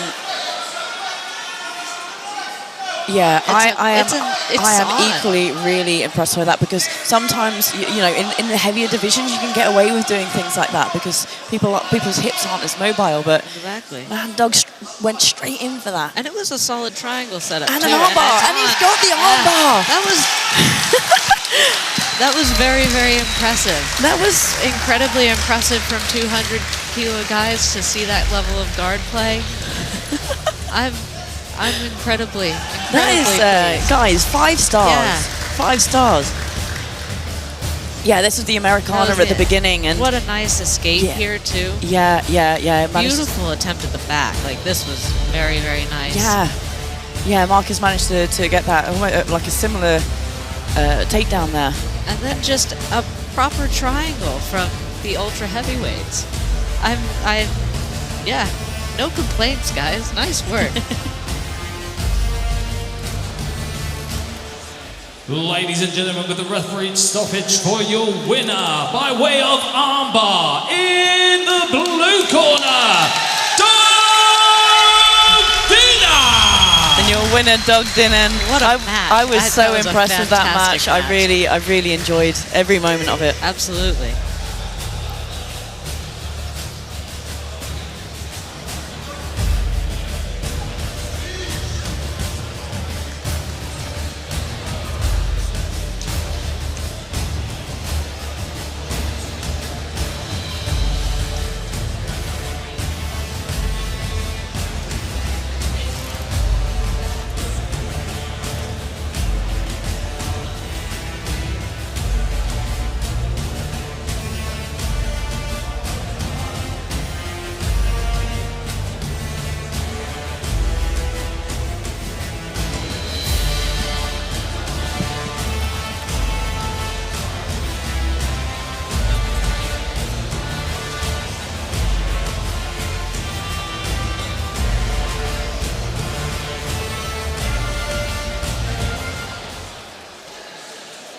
Ladies and gentlemen, this is the 31st fight of the evening.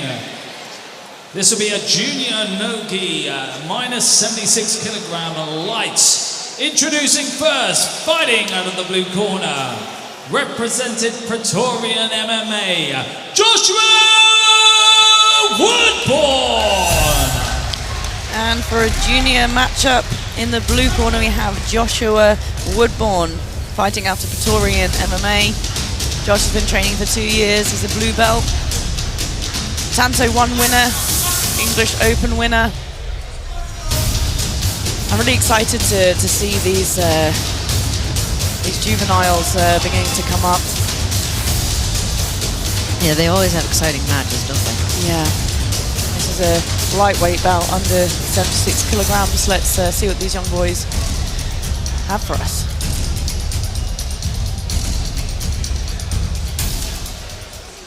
And And introducing second, fighting out of the red corner, representing Gracie Barrabath, Cyprus Hughes!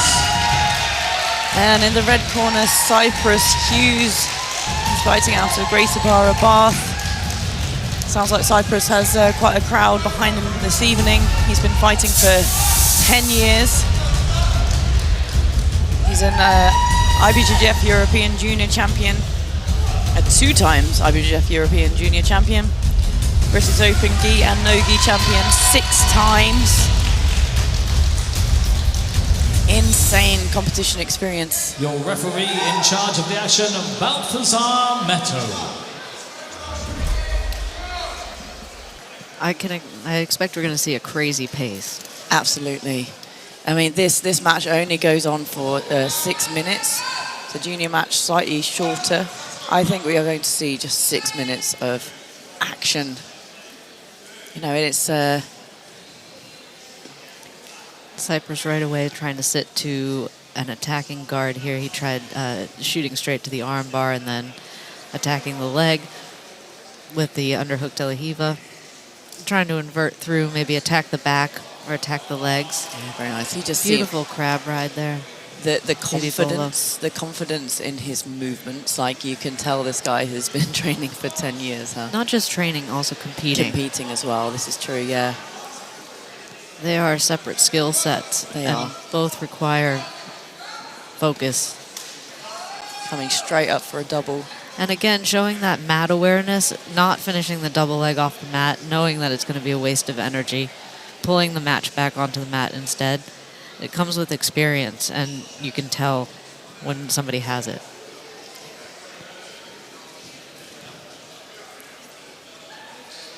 Josh really needs to engage on top here, but it puts him in a bind because he knows that Cyprus is waiting for him to engage. Mm-hmm.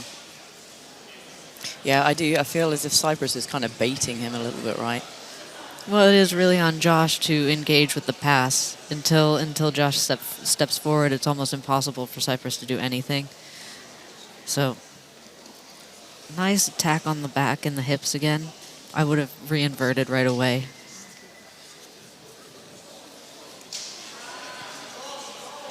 Really trying to get a hold of those hips, but Josh is quite tall. Mm-hmm, mm-hmm. Oh, shooting up for a closed guard. Referee's decision, please. Referee's so decision. Cyprus gets that first part of the bout.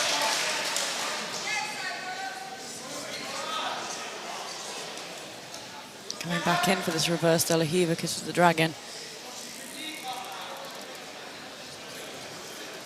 He's got a nice tight inversion.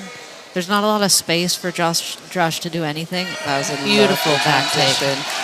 Here. I think he's on the neck too. It's hard to tell from our angle. Looks like he's got the setup for the short choke working over the shoulder already.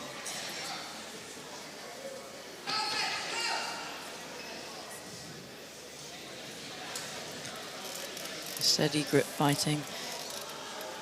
Joshua has managed to get that first hook out, but Cyprus, I imagine, pinching that knee to stop Joshua's hips from moving. Yeah, it's honestly not a terrible place to be on the back with one hook out here like this because it's very easily popped back in. It's if the bottom hook is out, becomes more of an issue. Beautiful. Nice escape from Josh, but he needs to keep going here. If he lets Cyprus stay ahead, it's going to be hard to really escape the position. I think Cyprus might be looking for a triangle here, a mounted triangle. Or the gift wrap. Yeah, Joshua needs to fight to get that elbow back to the opposite side there. We've already seen Cyprus threaten arm bars and triangles from the bottom, so it wouldn't shock me if he's got a top game that includes a mounted triangle and an arm bar as well. This is a really, really good attacking position on the top, and that's some finger grabbing.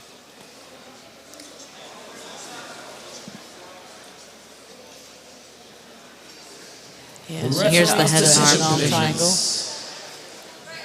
And Cyprus, as we'd expect, takes it again. 2-0 on decisions to Cyprus.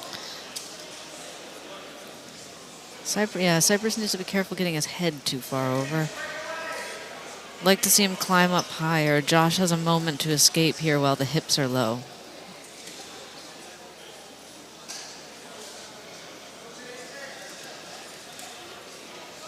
Reaching over the back here really opens out a lot of opportunities for the attacking athlete. Yeah. Cypress very calmly, slowly, kind of working his way up. I feel as if he's got his two decisions. He knows that he's up and he's not kind of rushing anything. Absolutely, and I think he knows that unless Josh is able to escape, he's going to find the submission here. Yeah. He's got 55 seconds left. The likelihood that he, the onus is really on Josh. Yeah. He needs to be careful with his legs coming up.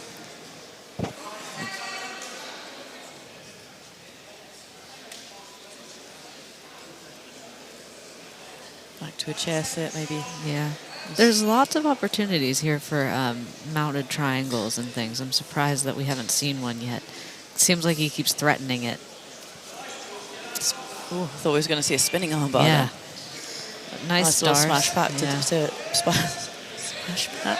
This is tight. I think this might be on unless... Oh, nice escape. Good little roll out there from beautiful. Joshua. I think we're down to the last few seconds. That flexibility.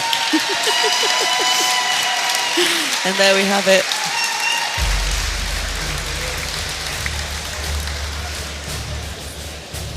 Solid performance there. Great match from both athletes here. Really kind of mature jiu-jitsu from both of them as well. Absolutely, yeah. Yeah, I mean, it's, Josh has only been training for 2 years. He really did a good job. Yeah, like, fantastic defense. Even stuffing some of Cypress's attacks. Yeah. And your winner in the red corner, Cypress Hughes. Winner, Cypress Hughes.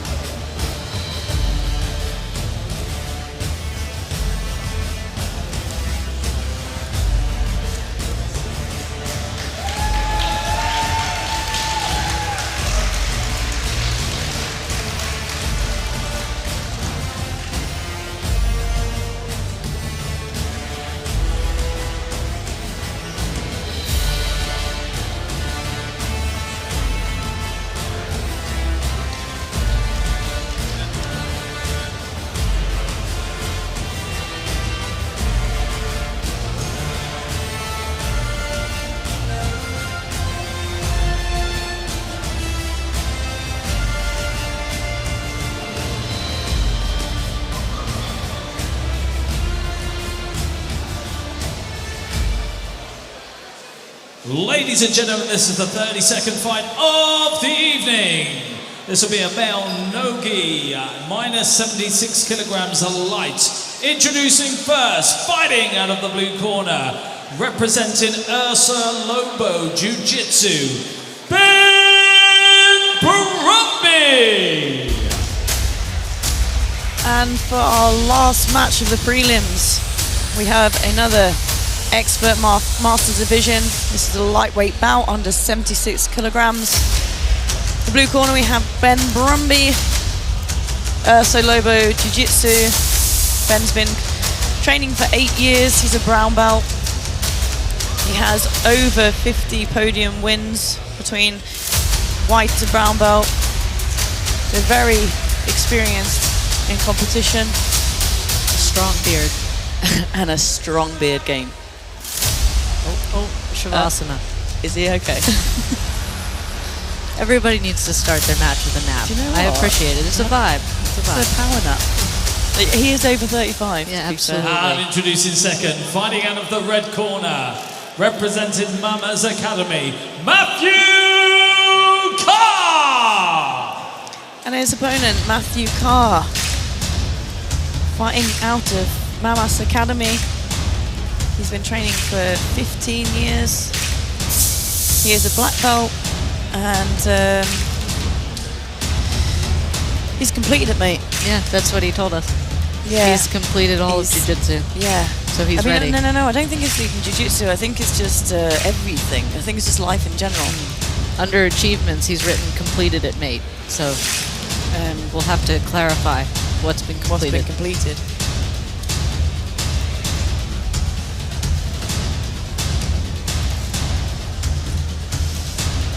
I'm excited to see this match. Masters matches are often lots of fun.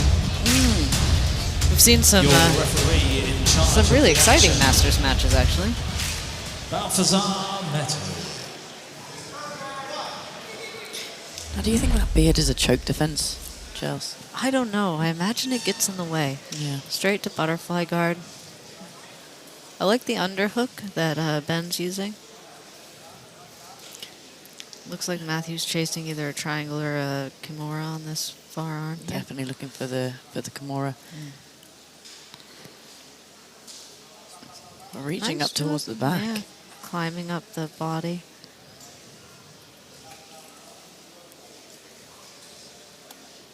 Ben has to be careful. He goes back flat.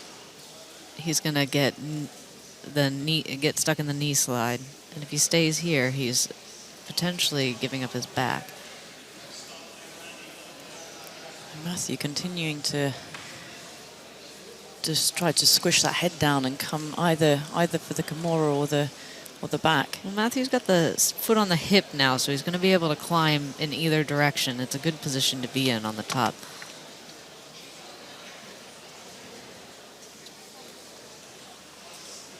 I like to see Matthew using his heel maybe to start to strip the kimura grip out a little bit.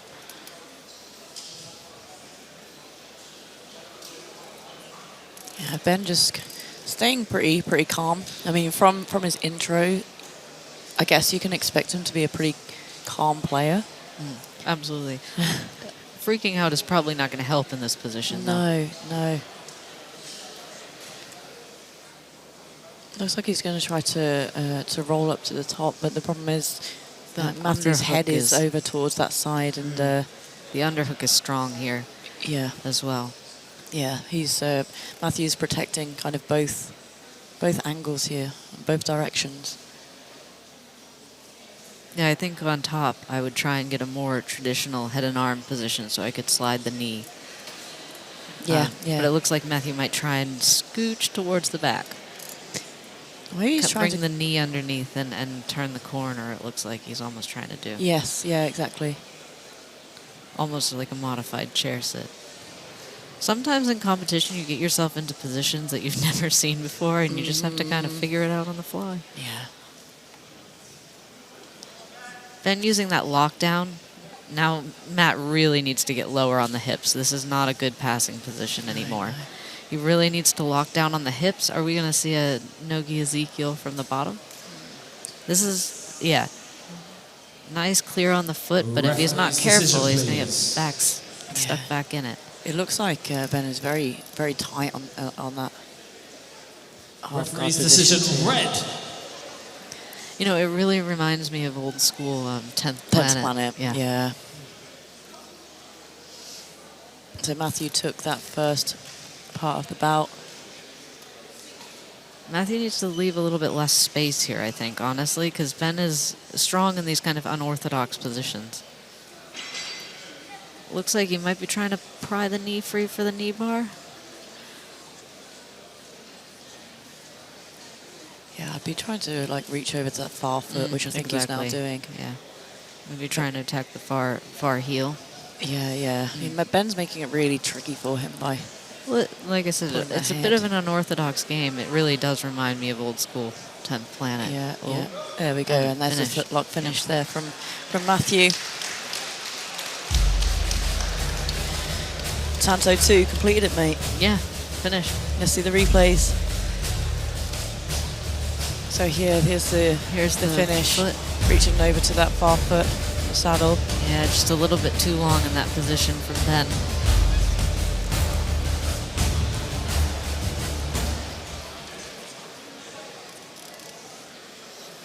And for your winner by way of submission in the red corner, Matthew Carr. And your winner, Matthew Carr. What a great start to our... So many finishes on that undercard. Yeah, that was great. yeah, fantastic. Really exciting matches. We've got brief break, and we'll Yeah, be back with the main card. Yeah, join us for the main card, guys, in 15 minutes.